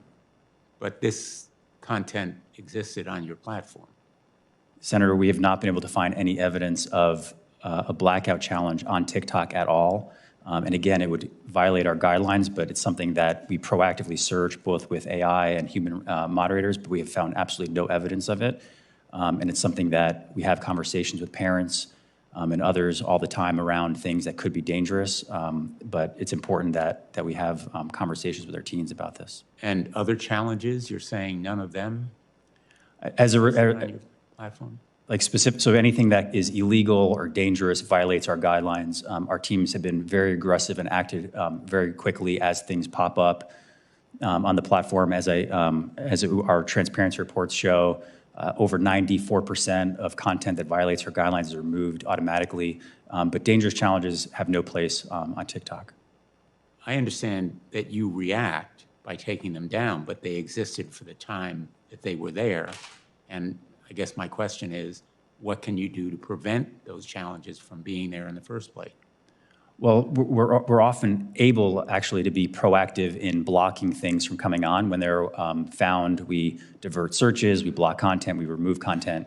But unfortunately, something that we've seen recently are press reports about alleged challenges that when fact checkers like Snopes and other independent organizations look into it, they find out that these never existed on TikTok in the first place, and in fact were hoaxes that originated on other platforms. And so I think it's important of all of us, particularly parents and teachers and those that care about our young people, that we look at the facts and look to see what content actually exists rather than spreading rumors about alleged challenges. Well, I just have to tell you, Mr. Beckerman, we found pass-out videos. We found them. So I have a lot of trouble crediting your response on that score. Let me ask you about another instance. A parent in Connecticut wrote to me about how their 13-year-old daughter was inundated on TikTok with videos about suicide, self-injury, and eating disorders. I've heard similar stories from parents across the country. So we checked. We did our own research. My staff made a TikTok account, I was describing it earlier, and spent hours scrolling through its endless feed of videos. As a teen would, TikTok began by showing us videos of dance trends. Within a week, TikTok started pushing videos promoting suicidal ideation and self-harm. We didn't seek out this content. We can't show these videos in this room because they were so disturbing and explicit. And finally, another TikTok account we created as a 13-year-old, that's a 13-year-old, was flooded with nothing but sexually obscene videos. How do you explain to parents why TikTok is inundating their kids with these kinds of videos of suicide, self-injury, and eating disorders? This is stuff occurring in the real world. Yes, Senator, I can't speak to what the examples were that from your staff, but I can assure you that's not the normal experience that teens or people that use TikTok would get. Those kinds of content violate our guidelines and are removed, but we would be happy to sit down with you and your staff and go through what that example was. Would you support restrictions on product features that are intended to foster addictive use of apps? In other words, bar features that lead to addictive use of apps? Yes, Senator, we've already done a number of that proactively in the form of take a break videos, in terms of time management features, in terms of not having direct messages, for example, for under 16, and our family pairing tools. It's important that when we look at these issues that we have conversations and foster these conversations with our teenagers. And that's one of the reasons we built out family pairing, to make it easy for parents. I know it can be daunting for parents when you have teenagers to have all these different tools and features to protect them, but we built this in a way where parents from their own app can have additional control of the safety, privacy, and time use for their teenagers. I have to go vote, and I don't have anyone to preside here for me. May I suggest taking a 5-minute recess? I'll have some final questions if you'd be willing to wait, and then we can close the hearing. Thank you.